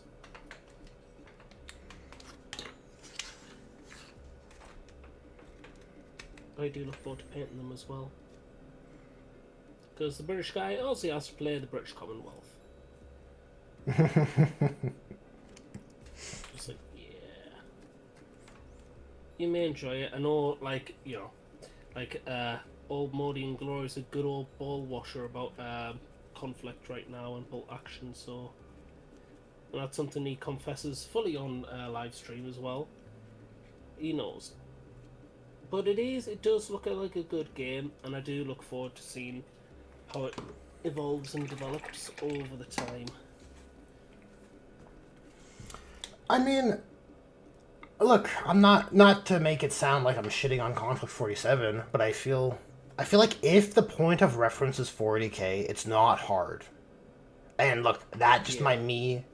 might be me being negative on 40K or dumping on it or whatever. But I feel like almost every other game I play, I'm like, oh, this feels so much more fun. But why is that, right? Why do I always feel this way? There has to be a commonality here. Eric Brandenburg says my wife won't let me get into Conflict 47. Yeah, that's I get that. It sounds responsible. Now, Conflict, I would assume, like many other war games, is much smaller scale, right? It's probably not as like. I think is it more skirmish? Warp Forge, isn't it? No, it is mass tabletop. Oh, okay, but lower model count on There average. may be a low model count. Okay. Okay, that's kind of my assumption. The negative bias probably informs that, but yeah, I feel like more often than not seems like you have fewer models with competitive or what's the word? Competing war games. Yeah. I mean, I think 40k is the only exception to that. Perhaps maybe Star Wars Legion in the same vein. But I think that's only because Games Workshop really do put out a premium price for a large investment thing, which is an army. I think it's not as easy to. It's like 40k is the outlier, but because it's so dominating in so many spaces, it's seen as the common, or seen as like the standard. Yeah, but I think you need to be. I think you have to have a easier or lower barrier of entry to compete against it, because you're probably competing for the same people, right? That's just how it works. Yeah. So you need to have. It needs to be appealing. There needs to be like an allure where you're like, oh wow, this game is more fun and it's less models to bring around and less models to paint. I'm like, okay, well, it's kind of interesting, right? I'm kind of like, that's appealing to me. Yeah, so. I know it is appealing to me as well. What I'm saying is that like 40k should not be held to the same standard as other war games, because of the war games, when you're saying like they've got competing model scales in terms of the size of the army, 40k is the outlier because they can get away with it. The other games, not so much. Yeah. That does not mean it's a bad thing in of itself. If anything, it's only just a bonus because it allows you to play with toys, but not to the point where you feel fatigued because you got that much running around with that many mechanics going through your mind and such, like 40k does. Oh, it's crazy, dude. Like, yeah, that's another reason why I don't like these detachments. Only Stamina, welcome to the stream, says, hey, I'm painting 2 units of mutilators to put into a Land Raider. Warriors, Iron Warriors, of course. Yeah, look, Mark of Culture, Iron Warriors are a based legion. Indeed. I'm trying to think if actually I would not. I feel like I like all of the legions. if I'm being honest, I feel like I like most of them. But yeah, that is a. They have a great aesthetic, man. Like I'm not lying. I'm not being disingenuous when I express enthusiasm for these factions. They have a great look. Indeed, they have great aesthetics and they have great storylines. Everyone likes a flawed character because it gives more depth and adds more to discussion than people who are like say Rey Skywalker. Not really much is said about her. Why? She's a bit two-dimensional, isn't she? Well, she bypassed the compressor, dude. She's the best. Yeah, exactly right. Nothing really to discuss there. But when you've got like flawed characters and such, like the entirety of 40k, it just gives you more depth. Like one of the main appeals to me in 40k is there are no good guys and bad guys. There is just you pick a side, and that's it. Interesting. You don't have to justify it.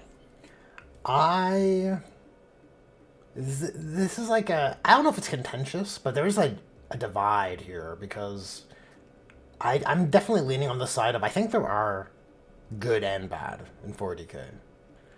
Like I think the Imperium does bad and terrible things at large, but they're not fighting for demons.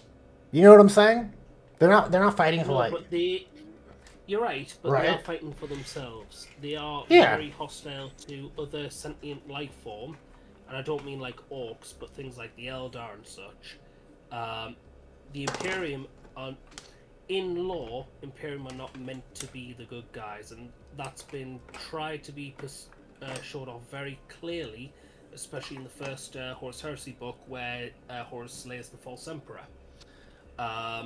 It is shown about the subjugation, and it shows you deeper into the Emperor's psychology during the heresy, that he has a I don't know, I can't remember what type of complex he has, but it's a superior complex where he thinks his way is the only way. And that was the problem. Like, because then you've got things like, say, for example, the Interrex, who can withstand knowing about the warp and also choosing to shun it. But the Emperor thinks that's an impossibility. Yeah, I don't disagree that the Emperor made bad choices, because obviously, obviously, look at the story. It's like I say, like, he's on the Golden Throne now, he got his just deserves. But Every dictator. I think there is a fair argument to make that there are, if the intention is survival, then I don't think you are bad for being just very xenophobic, because if the idea is the Emperor knows how bad that Necrons will be awakening, that Tyranids are coming, that we need to fortify and lock down the Imperium, therefore Great Crusade must press onwards. If that's the reasoning, I don't see that as a bad. If that's like the pathway to preserve humanity's survival, but obviously the execution was terrible. Obviously, it's stupid almost. It's almost. There's always the old saying that the road to hell is paved in good intentions. Yeah. And that is what the Emperor is. Like, the Emperor had some good intentions. He wanted to see humanity thrive. He leaned everything on the imperial truth and then decided to withhold certain truths. The hypocrisy of it all. That the Emperor is a flawed being. He is not ineffable, but to an extent the community, like especially imperial loyalists, like to completely forget about that and just goes over their heads.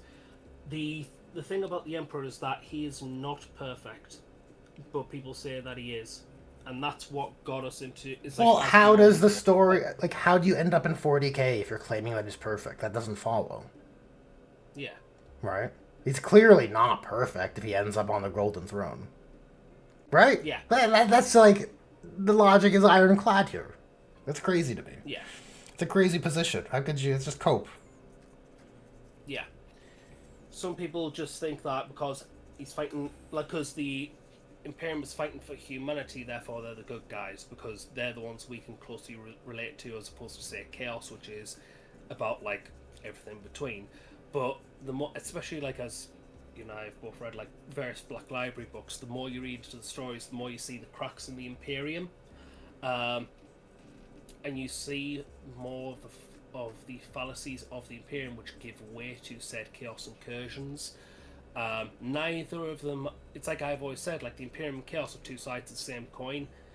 The Imperium is focused on survival to the point where it's almost forgot its humanity in the process. At that point, are you a machine?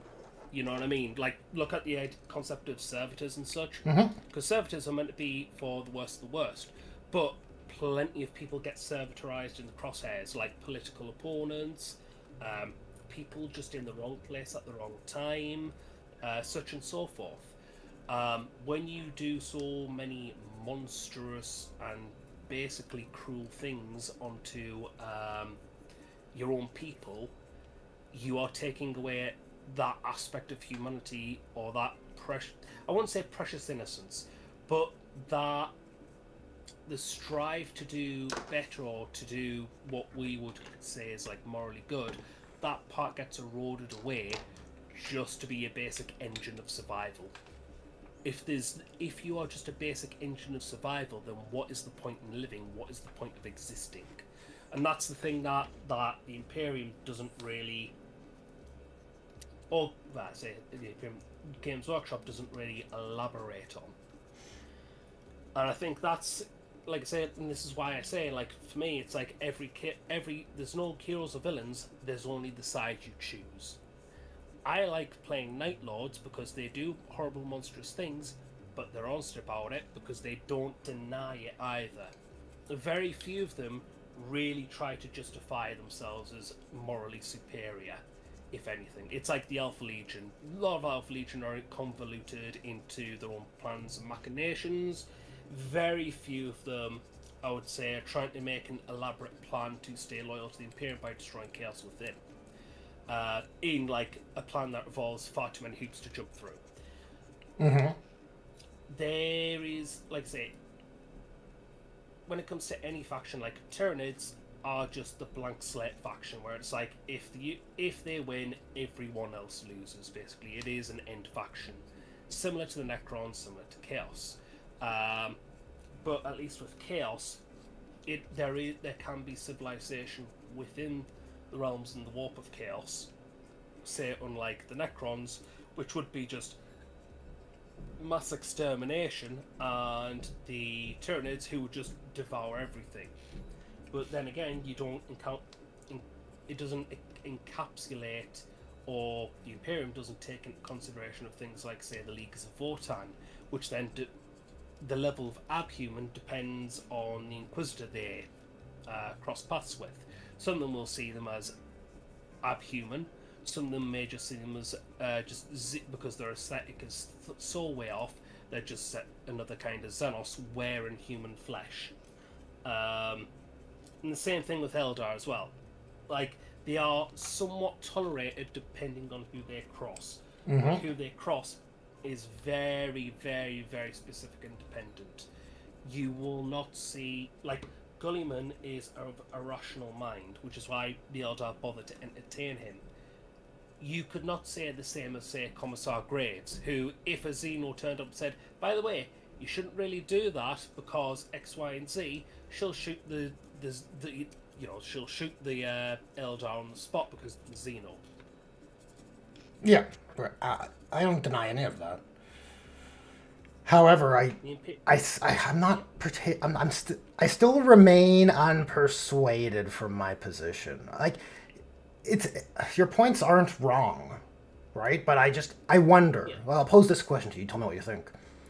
Yeah, you could have human civilization under chaos. Like, let's say chaos wins, so to speak, right? They come out on top at the end of the day, and Abaddon, sits on not the golden throne, but on the unholy chaos throne on Terra now. That's what it is. Let's make up something like that. Some victory for him.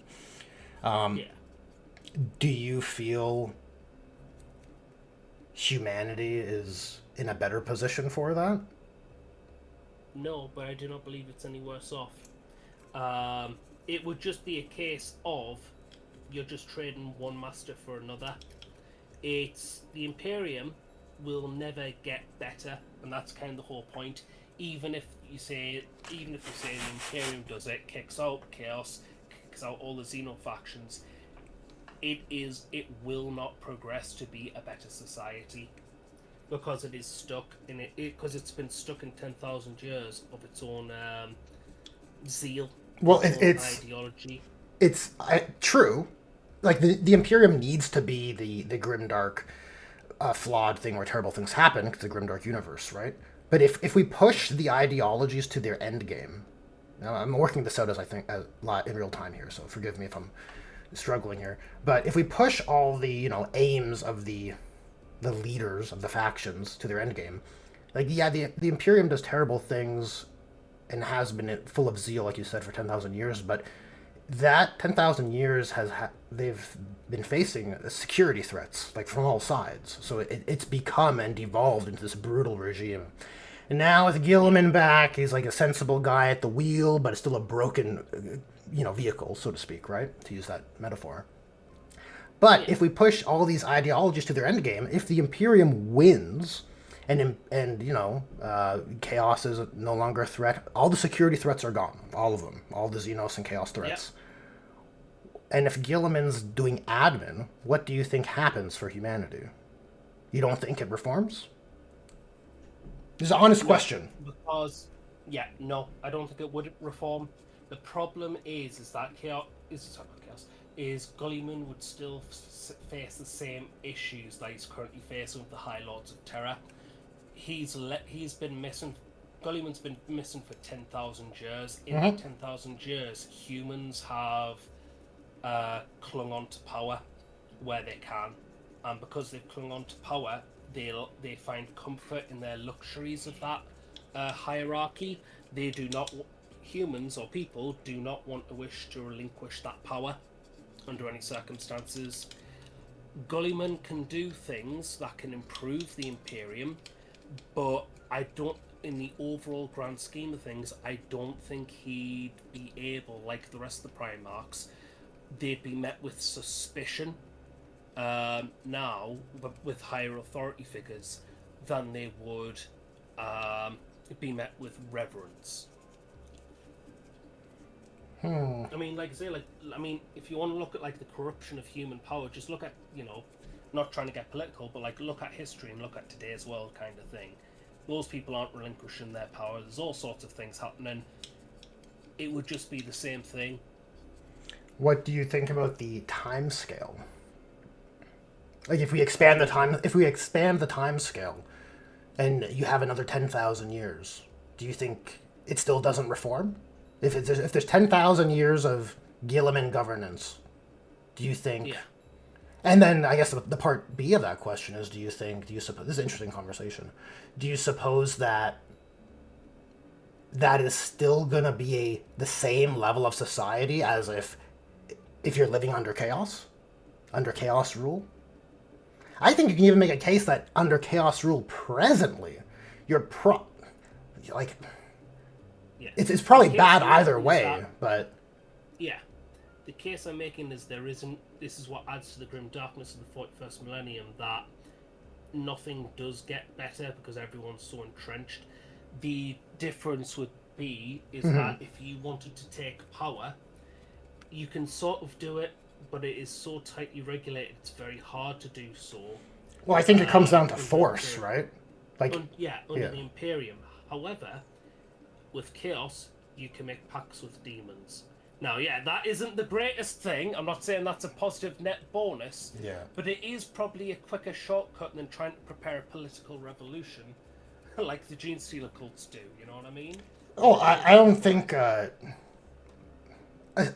if it's...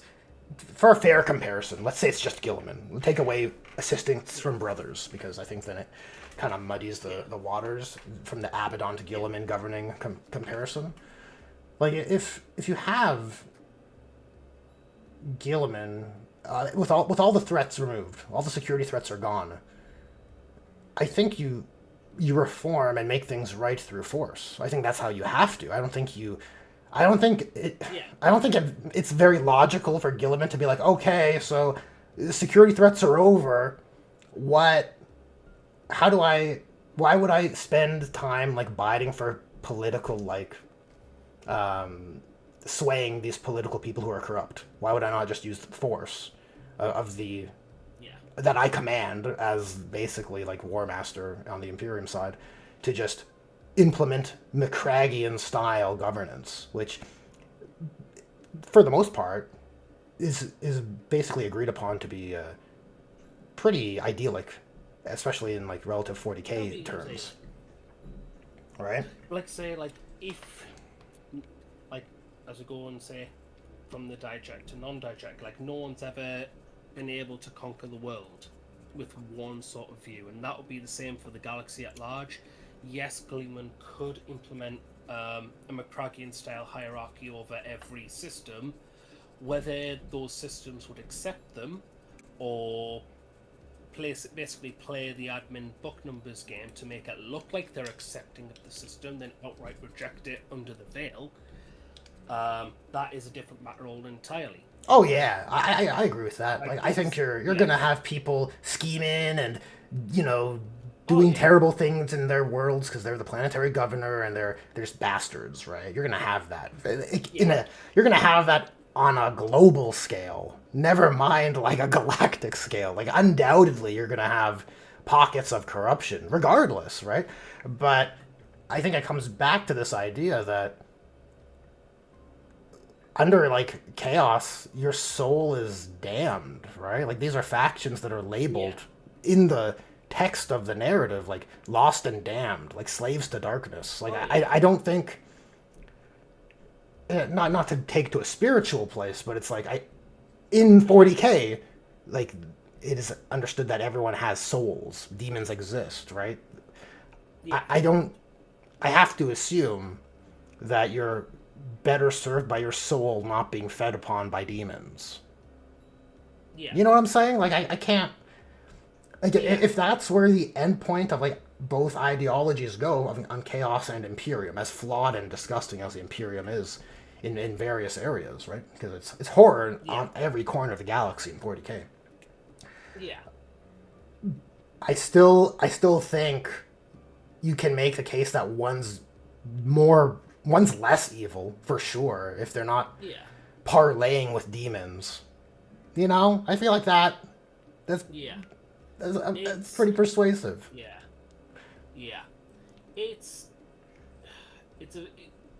There is the part of eternal damnation. That is a point. However, we already have entire systems, especially in the war, who have never been under the Imperial banner, and they have survived. Yes, it's not a great quality of life, but I would say it's no better or worse than, say, the common man going to work and basically being told by his Abductus Mechanicus overlords that if he's 1 second too late, he's getting turned into a servitor. Getting turned into a servitor, or if he's getting basically, not just fired or just executed outright. You know what I mean? Oh yeah, that's the worst fate for sure. Yeah, like that. That's all. Yeah, that's 100% necessary for the grimdark setting, I think. Yeah, absolutely. Which is why I'd say, like, I'm not saying chaos is perfect. Absolutely not. Like, I don't want to become a hellbrute. You don't want to become a hellbrute. Nobody wants to become a hellbrute. Similarly, nobody wants to become a servitor. No, yeah, it's like 100%. But I think you have servitors in. You have a worse version of the servitor under chaos. I would have to assume a Dark Mechanicum servitor is like a worse fate than being an Imperial servitor, right? Like, is that crazy? I feel like that holds. No? It might. I don't know. I'm just kind of postulating. It really depends, I would say. It's a big place. It really would depend. Like, there are, like, in the Night Lord's Omnibus, there's servitors in there, but they're literally just like, they make them sound like mummified remains just operating on the bare bones of, like, machinery, basically. They are more machine than they were human. Yeah. They can't get the replacements quick enough. They're like a biological computer or something, right? Like this kind of idea. Or automaton. They're like an automaton of flesh, basically. Yes, exactly. Yeah. So you can have that, and I can assume, like, that would range from there to, say, somewhere within the realm of Slanesh, there is a soul still bonded and highly aware of its existence as a servitor, but it would be like, what was it, AI from, or was it Al from, I have no mark and I must scream. You know what I mean? Like, it'll range, it'll vary, right? Either way, better places than Comora. Yeah, 100%. Yeah, this is like that. I think that's. It could be flawed. Like, I'm open to being incorrect here. So, like, this is this is a genuinely like enjoyable. I'm not trying to be debate or confrontational with you because I like these kinds of like headier conversations about media and universes and stuff. It's fun for me. So I wonder, like, it's as bad as the Imperium is it not still better than the alternatives? That's what I'm wondering. That's what I'm trying to figure out, right? That's my position, but I don't know. Yeah. For me, it's like the way I see it is not in the sense of what's better or worse, but what is the individual's preference. Because, like I say, like even in today's society and such, you have people who are in proper, cults and sects and deities who do worship. And like I say, it's not necessarily like I said before. It's like to me, it's like they're no better or worse than each other. It's about the side that you take and the side that matches your preferences. If you want something that sounds a little bit more humanitarian than the Imperium, you have the Tau. But like I say, that even they have their own downsides, like forced sterilization. But well, I would you just have a better quality of life in the Tau Empire than you do in, say, the Imperium of Man.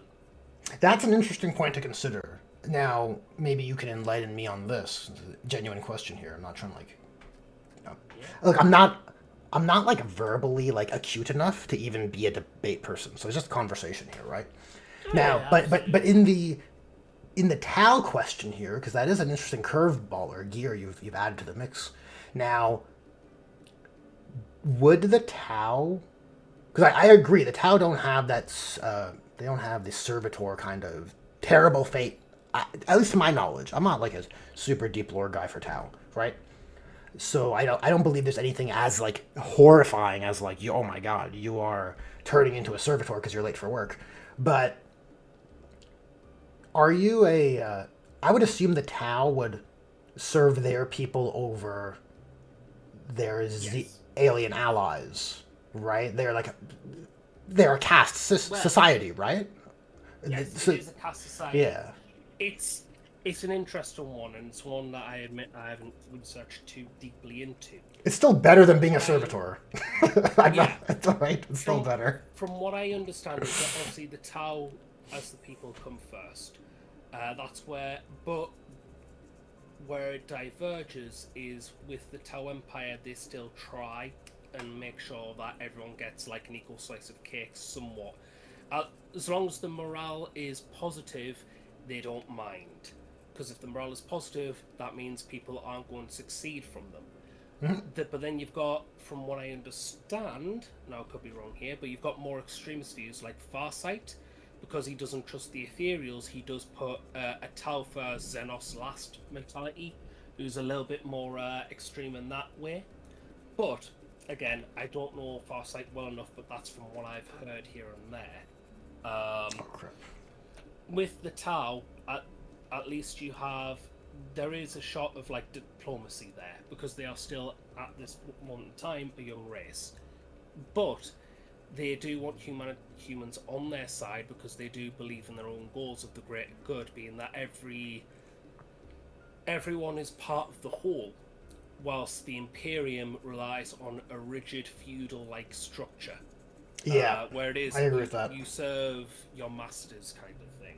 Yeah. You don't get to say otherwise. Yeah, the Imperium has been basically bad. Not to say it justifies it, but I think the idea is they've done the AI thing, they've done the Xenos allies thing, and they've been bad touched it, and that's all before the Horus Heresy even. And so it's just the Imperium has like gone through a series of experiences to be like, ultimately, we have to look out for our own only. Now, I don't know if Tau, if we give them the same time scale, do they come to that same conclusion? If the environmental factors are the same, maybe. I don't know, right? Tau are written in a certain way where it's like, well, they're a young race, they haven't been spoiled by the grim darkness of the realities of the larger galaxy, right? The chaos and all of this. Yeah. Eldar certainly have, right? Like the races with like the factions, I guess you call them races, yeah, that have had that time scale have come to that same conclusion. The universe is so dangerous and threatening that we have to look out for our own first, right? To a flawed point, right? Because it's pretty obvious in many stories where it's like, why can't the Eldar and humanity work together because they have this obvious existential threat if they could only put their differences, like it's always that story, right, with Eldar, commonly, right? Yeah. Like they both hate chaos, but it's like, oh, they always end up fighting each other because the Xenos, what's the term? Yeah. Xenos supremacy kind of thing. Yeah. That's another word I'm looking Yeah. for, but it'll come to me later. Absolutely. Yeah. When it comes to the Tau are interesting because humanity has been jaded through countless centuries. So it didn't just begin with the Imperium of Man, but you had obviously the rise of the Iron Men. You had you had Old Night coexisting with that. So where they were generally scattered and shattered and cut off from each other, to a point where the point of like where the golden age of technology has the tail of that has now been twisted to dark age of technology, because it was the golden age of technology because they were making so much progress up until Old Night. Then you had the Emperor trying to rebuild from the ashes of Old Night, and then the Horus Heresy basically knocked all that down. The Eldar had their issue with their arrogance became so absolute that their luxury became decadence, and from their decadence came their depravity, and from the extremes of their depravity birthed Slanesh. Yeah. That's why they're jaded.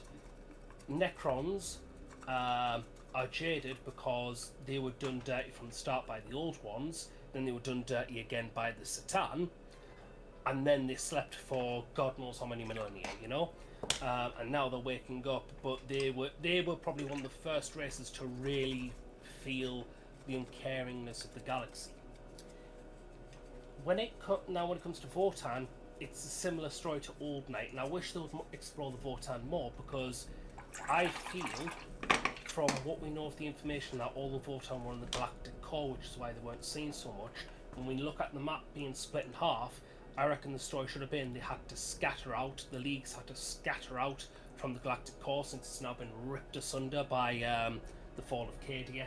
That makes sense. Split in half. Yeah, so like that safe space they had is just like no longer hospitable. Yeah, and so they have to go craft world style, kind of. Yeah, they have to go venture forth into this dangerous galaxy that they know is dangerous. The Tau are interesting because there's a lot of them who have had dealings with either warp entities or eldritch beings. Tau haven't had that in their history. They've literally just went from, like, in 2,000 years, went from like prehistoric tribes to this ultra high-tech expansionist empire. But they are more inclusive. But they haven't had much, up until, I would say, you know, the 13 Black Crusades, they haven't had that much warp exposure. Because they haven't had that warp exposure, they haven't really been jaded like humanity has because of said warp exposure or warp intervention. They don't have the same issue that they had, say, with the Necrons or the Eldar, because they are more humble than the Eldar, just as naturally as one of their race attributes. Well, they haven't been bad touched, like you said, also, right? The Eldar basically have, because of the security threat of chaos, right, and what that entails, they've become a closed off, not trusting society, xenophobic society. Whereas Tau haven't had that. It's only been like good outcomes, right? They haven't had a great schism in the way, you know, like. The biggest schism they had was with Farsight so far. Yeah, but that's more political than like. It's like Actually, I don't know. I'm not a Tau lore guy, right? So I'm just assuming it's more like he doesn't agree with the way they do things, is the impression I'm getting. But that's like a far difference from, you know, Horus Heresy or Birthing Slanesh. Yeah. The story of Farsight is that Farsight knows the Ethereals are controlling the Tau through the pheromones, and that's why they're in such a rigid caste-like society, and he doesn't agree with that. He thinks the Ethereals are abusing their power. and then calling it the Greater Good, which is why he succeeded from the Tau Empire, which is why he's known as a traitor and such by Tau propaganda. So he does have it. However, his enclaves have been hit recently during the Arcs of Omen timeline by both the Alpha Legion and the Orcs, because they were resolving the war on Daka, if I remember correctly. Obviously, I could be wrong, but I believe they were resolving something around the war of Daka. And then the Alpha Legion intervened to try and, on behalf of Vashtor, to collect certain items or something so he could make Wormwood, I believe. Or to help with the Arcs of Omen project. One or the other. Because of that, Farsight, the Enclaves have had a heavy blowback because they couldn't encounter two forces. The threat from somewhat within being the Alpha Legion and the threat without being the Orcs. So they have been very much squashed down. They are, from what I remember reading, they are a lot smaller than they once were, to the point where Farsight felt so... under pressure from both forces. He actually relayed a message saying, "If you help us to the Ethereal Court," he said, "If you help us, I'll turn myself in." And the Ethereals declined it. Basically just saying, "Yeah, good luck, have fun." Right, so he's becoming wiser to the galaxy at large. More so than the Ethereals. It's a weird thing because it's like there's probably a term, like a world building or writer's term for this, where they're writing, they're characterizing these factions for the outcomes that they want. Obviously, right? It's kind of like how the Imperium must be bad, so we got to make them bad. Well, they must do bad things, rather, right? So like the Tau are, when we play, they're encountering the grim darkness of the actual galaxy, right? But they're still characterized as like they haven't had any major consequence for working with other factions, or they're still like they're framed as naive, right? It is the characterization I get from the Tau. Well, at least, especially from the Eldar or Imperium point of view, where it's like the young fledgling empire versus these like declining and like lost ones, right? So it's kind of like a hard thing to parse out here, because I feel like you just get you're always getting the outcome that the writer is looking to position them as, rather than looking at the A to B, like the logic of this is their aim and this is where it leads, but we don't get to see where it leads because the writing is saying this is where they are here currently. And until the writing chooses to advance some revelation with some schism with Farsight or with the Ethereals, you're not going to really get the consequence of what the potential themes they are kind of like on the cusp of, if that makes sense. No, I get you. I love this kind of conversation. The issue, no, absolutely. Like, the issue that Games Workshop has is that they are trying to world build on a sand pit into an ongoing story, where they have that many. But they don't want to change they don't want to flip the table, right? I wouldn't say they're flipping the table, but it's more of a case of they don't fully understand how to do that process correctly, because they are a model company first before they are a setting or a novel company or a game company. Well, that's true. They want to sell models first, which is why everything feels as though it's at glacial speeds, or when something that does get resolved that's been old, like the Octarius War, it just feels like it's another footnote when it's actually been something that's been quite well established. Like it is. I don't disagree that they are a model company first, and they don't necessarily know how to do it, but there's also an incentive to not do it, because they have a setting that their product kind of operates in, and they can't turn the page as much as like as interesting as it is, like in these kind of conversations, because it's like where does the next page go, right? What happens when the Tau do encounter or one of their Xenos allies does open them up to psychic and then demons and this kind of thing, right? Like, those are all the question marks that are kind of interesting for all sorts of factions, right? But Yeah. because the setting, the themes and narrative are kind of handcuffed or shackled by the product, if you know what I'm saying, like, and I'm not even saying that in like the way I do about rules, where it's like very negative. Like, I can understand that that's kind of a necessity. Like, you kind of have to, you need to have the game be like functional. You don't want to go to the end times and now it's like, well, now my army doesn't really make sense because now Tau are dealing with demonic incursions and you know what I'm saying? Yeah. And their new lore says they don't use battle suits anymore because that opened up AI problems, and now it's like, well, now you've upset what Tau were, right? So that's more where I'm looking at it, where I'm like, oh, okay, I understand that constraint, right? Like, you have to kind of yield those narrative outcomes. Yeah. The issue I have is that Games Workshop, since 8th edition, have been very adamant that they are trying to progress the lore, or that they are progressing the lore. Oh, that's a lie. Gulliman, I feel like it's the Lion. That's like narrative coming back into 11th edition. That's how I feel about that. I'm like, are you though? Are you trying to advance it, or you want it to feel like it's exciting, right? I think that's what it is. This is entirely my point. This is entirely my point. Like, it's not necessarily about the bigger picture, but the journey on the process Games Workshop doesn't know how to do.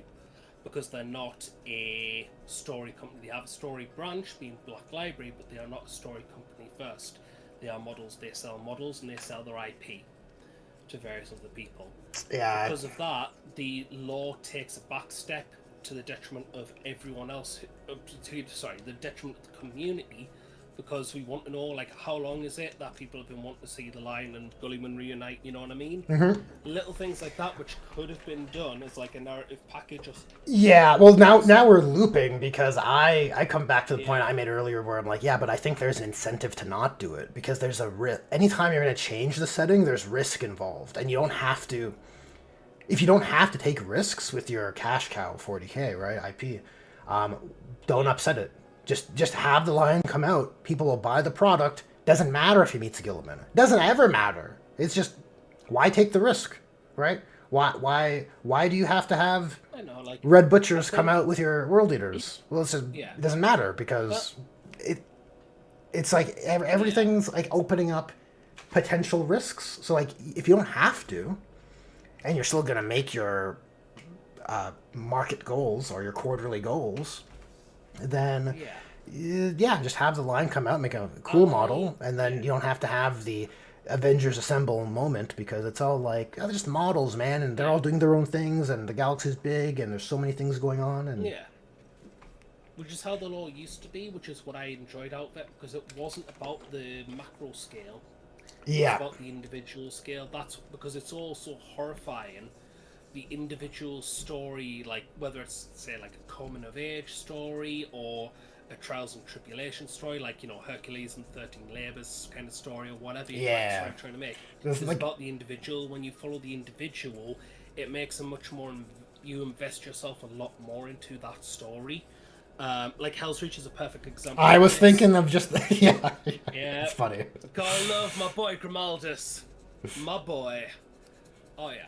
But yeah, that's a great example. It's it's about the individuals, but Games Workshop have slowly tried turning it more and more into more of a macro grand narrative. Well, because it's more exciting, right? It's like, it feels like there's great revelations on the horizon, and then I framed it like this. It's every time something's happening, it's the biggest deal, but nothing happens. It's kind of where we find ourselves, right? It's like, like, everything's happening, but nothing actually happened. Do you know what I mean? Like, I'm sure this new war for Armageddon is like the biggest deal. It's like all these factions are coming together. Tyrannic War's calling again. That's what it is too. Same thing. It's like, but what happened though? Like, a planet that didn't exist in lore was lost. This is exactly my point. Like, they want to do these things to evolve the narrative, and then they do nothing with them because they're at so much of a glacial pace. We're already, like the Pariah Nexus, we're all thinking that the end result is going to be they'll make a Pariah unit out of it. Like, the Necrons will fail, but they will get their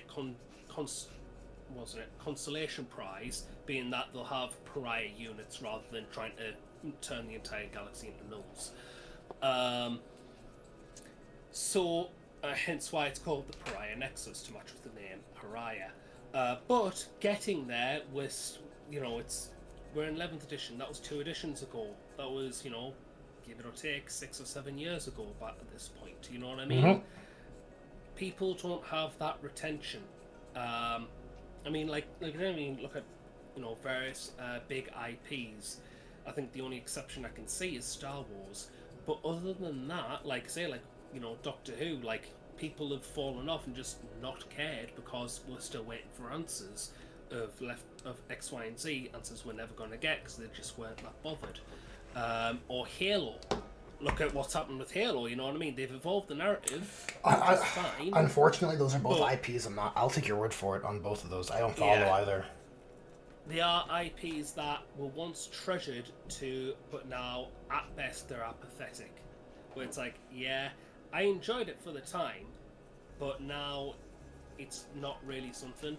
Star Wars has the same traction as Halo, but I think Star Wars is still more endorsed than Halo.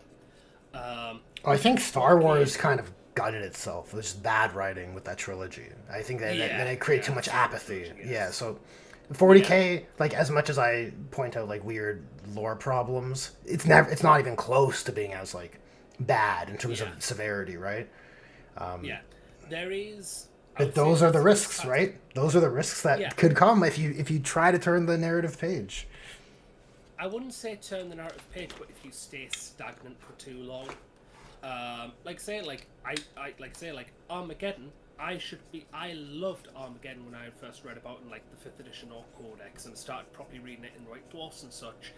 I loved the idea of Armageddon. It's 11th edition. We're going back to Armageddon. We're going to see that story explore. Why do I not care about it?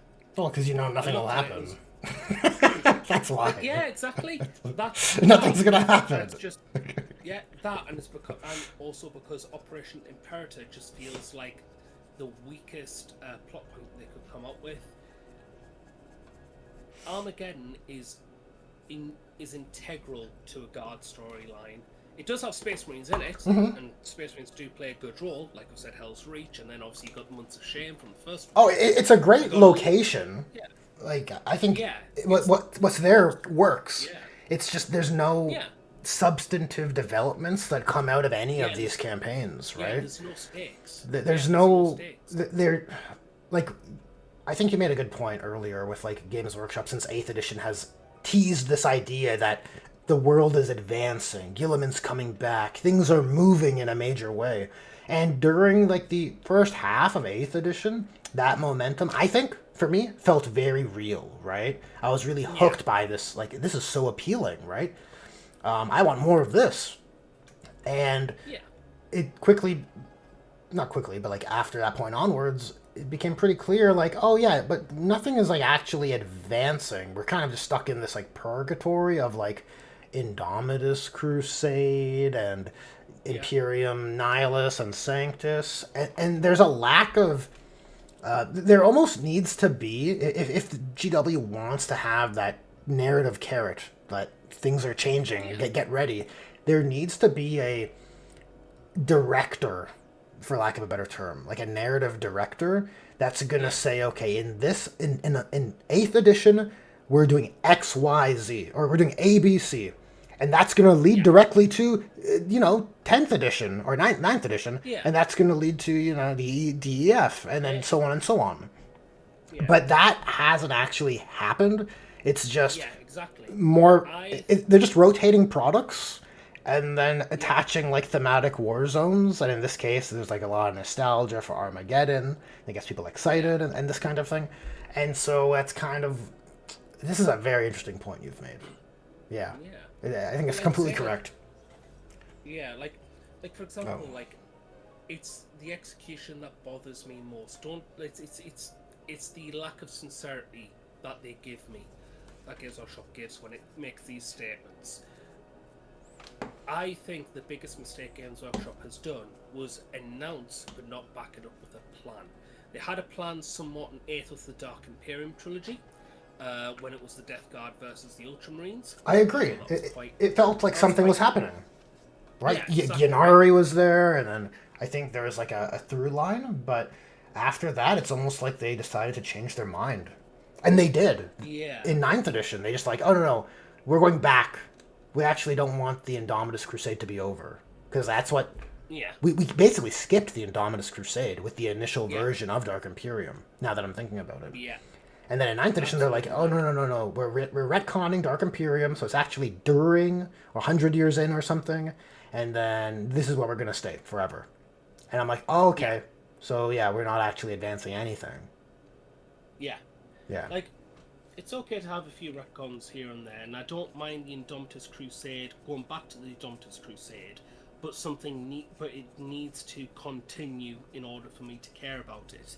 Like I say, like, the problem is I don't feel Games Workshop had a plan going in outside of Dark Imperium.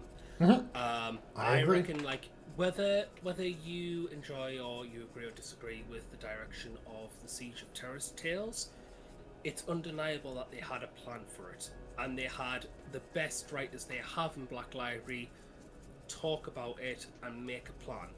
That is what they should have done for 40k. I agree with that. Should have. Yeah. It's like I say, like, what was it? The thing that Guy Haley was working on, Gates of Eternity, Bones of Eternity, or something like that. Dawn of Fire. Dawn of Fire series, yes. Yeah, I read most of it. That was meant to be like. I remember when that was pitched as the new Horus Heresy for 40k. I agree. I was very excited. Yeah, exactly right. And that's amounted to very little.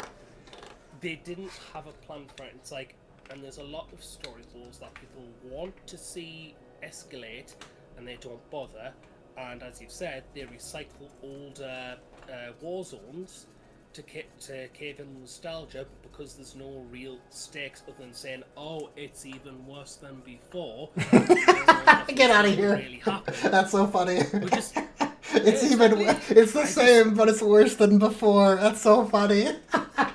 Yeah, it's just like, it's I mean, like they say, like, the Fourth Tyrannic War, right? The Leviathans came to, like, into the Segmentum Solar. That should be the high, like, I know the galaxy is split in half, but Chaos isn't getting near to the Imperium. Apparently, they're right next to Krieg, and the Tyranids are right next to Krieg, and they're coming to Terra. That should be the biggest threat in the Imperium right now. The Indomitus Crusade should immediately be totally redirected to pushing Leviathan out. Instead, what's happened? Because, like you say, if the Tyranids reach Terra, well, that's game over, isn't it? Yeah. You know what I mean? Like, this is the point I think I make. Like, I don't know who's head of Black Library. I've heard it's Aaron Dembski-Bowden. I kind of hope it is. But there's things that people want to see explored more, or want to see stories resolved. Like, a classic case being the Night Lord bully boy that I am, the story of Decimus. So many people want to see the story of Decimus evolve. We want to see the next chapter. We want to see the next book. What are we given, Dawn of Fire? You know what I mean? Yeah, well, I think that you can have... The Decimus point you raise is a valid one, but I think that doesn't rock the boat of what you're of this, like, overarching narrative, because that, if I'm wrong, please correct, but I believe the Night Lord stories are self-contained in the way the Grimaldus, the Hell's Reach stories are. Correct? They're more personal. They're not ending like Dark Imperium, where the Emperor's like influencing the galaxy and shunning Nurgle, is he? Is it? Well, really depends. The story of First Claw. Give me the TLDR about that. The story of First Claw is self-contained. The story of the Remnant Blades is somewhat self-contained. The story of Lord of Night, which is Zor Sahal and the Corona Nox, that could have very big narrative implications, but because of the issues that that story has around Simon Spurrier, that's in a little bit of a begrudged grey area where we don't know if they'll ever come back to it, even though they've re-released the book since then as part of like the awards, as part of the one that won those Black Library of the Year award things by popular vote. You see, I think there's a top down. Even if you have a cool author like Aaron Dembski Bowden, like even if you have, I don't want to name him specifically. Even if you have like peak creative, like genius level, grand schemes, like it could be like the best narrative helmsman at the top of Black Library. I think there's a top down regulatory kind of principle that's put upon the Black Library authors to not rock the setting too hard. Yeah. Right? Absolutely. And that's just hamstringing this idea, that carrot that you reminded me of, that they dangled at the start of 8th edition. Yeah. The issue that surrounds Decimus is that, a little bit like the Imperium's, well, not Imperium, but like 40k's whole Chinese Whisper thing, is that Decimus is meant to be prophet of the 8th Legion. He is the one that the Eldar tried to shut down in the 3rd book, thinking that it was Talos, but it wasn't. What Decimus does at the end of the book, so apologies for any spoilers in the chat, but at the end of the book, it's up to the 13th Black Crusade, and Decimus basically says, right, us Night Lords, we need to band together. We need to band together because Abaddon will succeed in the 13th Black Crusade. The problem is that if we do not intervene with Craftworld Ulthwi, who will intervene and help the Imperium's efforts, then Abaddon will lose, and we can't have that.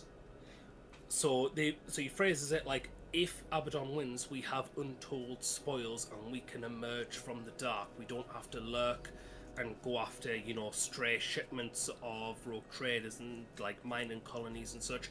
We can just do what the Legion intended to do in the first place. Now, obviously, going through the Gather and Stall books and such, Abaddon has won. So for me, the story is how badly has Decimus gutted the Craftworld Ulthwi? How bad is it there that they were unable to intervene with the Imperial effort to repel chaos? What is happening with Decimus right now? You know what I mean? He is meant... A lot of people say that he's meant to be the one who reunites the 8th Legion together. Can you imagine the 8th Legion reunited? Like, whew. Like, we know the Death Guard are scary. We know the Iron Warriors are scary. Another Legion to contend with? That's a big implication, especially when it is the Bully Boys, the guys who don't fight fair. You know what I mean? Yeah, I mean, I get what you're saying. There are implications to that. I still don't think it's on the scale of, like, Dark Imperium. Yeah. Because I think I'm pretty sure it was your point that you made. Yeah. Like, that's clearly, like, hinting at this idea that, yeah, big things are happening, and then we've just never, like, played with anything on that scale. Exactly, and people want to see it because, not only because people are invested in Decimus through one epilogue, but because see ya, Pollux. they've been invested... Sorry. No worries. But because they've been invested in the whole omnibus, they've been invested in those characters, and that series of books, a lot of people point to as the main source of why the Night Lords are so popular to this day. Mm-hmm. They are an interesting bunch. We've had that talk. We know that Night Lords are a very interesting bunch of characters because they are all flawed characters in their own way. They can be so individualistic. We want to see more of that continuation of the story because we enjoyed the omnibus so much as characters. We want to see who or how Decimus is like in this unfolding narrative. I want to see what Decimus's plans are in this new torn up galaxy and what he's going to do about basically reaping the spoils from the from the 13th Black Crusade. I want to see what happens next. Everyone wants to see what happens next. What are we getting? Yeah, we're getting the scouring. We're going back, folks. We're going way, way back. Well, I think that tells you everything, right? Yeah, indeed. It's like I say, like it's one of those things where it's like I said before, Games Workshop I don't believe had a plan, and that's why we're in the place that we're in, for better or for worse. I don't know, man. I feel like we're not really we're arguing for the same point from different positions. I think there might have been a plan. I think Dark Imperium there was a plan for at least that, and then there was a pivot. That's like, wait, we can't just like have the Emperor get off of his throne. Like, we can't explore this path anymore, right? It's too. Yeah. I think there's just massive risks, and generally big I don't mean to sound like that, but generally big businesses don't want to take risks with, like, you take risks when you're desperate, basically, right? And so I feel like there's an intention to just, our fans want cool revelatory stuff, but that risks upsetting our business, basically. It's much safer to just explore. Let's go back, explore scouring, and you can have you can even throw some revelations in there. It doesn't matter, because it's going to go to where, like, it's just low risk. Yeah, I agree. It makes me interested to see, what was it? Aaron Dembski's third Beckwin novel. Or Dan Abnett? Pandemonium. Yeah, Dan Abnett. You know how he's done the Eisenhorn series, and then he did the Beckwin series? Yes. So that is one thing with there might be something there, actually. There is, and it's interesting because I'm sure he said he's already written it. It's now with Games Workshop to get it out, basically. Games Workshop haven't, or we haven't seen what next. But we know from what he's teased that it's the next chapter is going to be revelatory for the entire galaxy. Right. That is, we know something big is meant to happen, to the point where it's like he's even like kind of slowly done a few cheeky references to this mystery third book in the last Siege of Terror novel, The End and the Death. It's so weird. Sorry, no. Yeah, that's a fair point. Like, yeah, he has an idea for something revelatory. It's on Games Workshop to pull the trigger. Will they? We'll see. Maybe they will, right? And then we'll all be surprised. But it is weird that the big revelatory, landscape-changing consequence is coming out of his detective stories, rather than, like, the Dawn of Fire with Gilliman, like, going through the galaxy. Like, that's... For me, that's a bit narratively incongruent. Now, I haven't read the Beckwin stuff. I'm familiar with Eisenhorn, but I don't know if... I feel like just the nature of, like, classification of beings, like if you're going to have major consequences, I feel like it ought to come from Primarchs or, like, mythic figures, right? Like, even Chaos Demons or Eldar or Chaos Lord, like, big-time Chaos Lords, right? Like Abaddon, like, those types of figures. I know Beckwin's a blank and an Inquisitor, essentially, right? I'm assuming by the time she's having her own novels, but still, I don't know. It's a bit weird. It's a bit weird. How are you for time, Warforge? I'm fine with any time. Like, I should probably get to bed soonish, though. Okay, I can probably stop here. I've basically, like, based a couple models and primed most. Yeah, I've done some quite good work. I'm in the middle of getting the trims done on those heavy brutes, and I've done and I've blocked in the brass. So yeah, I'm all right. So like I say, I'll probably do more work during the week when I'm doing Twitch streams. Nice. Are you going to be streaming exclusively on Twitch? Just on Twitch at the moment. I'm just making. If you want to, I mean, I'm totally fine if you want to simul stream what we do here, even if it's on Twitch. It doesn't have to be on YouTube. I mean, yeah, that could be fun. I'm not opposed to that, right? Definitely. Yeah, I'll have to look into it to actually, like, on the technical ends, just so I know how to actually do it. But yeah. Well, no, all I mean is, like, you just have your own stream on your Twitch channel. It's a shared conversation, And then, Yeah. you know, people in our respective chats, we just point them to like, oh yeah, you know, go to Warp Forge's Twitch, give it a like, you know, that kind of thing. Yeah. Yeah, no, absolutely. And that's the simplest way to do it. There might be a more complicated way. I just don't know.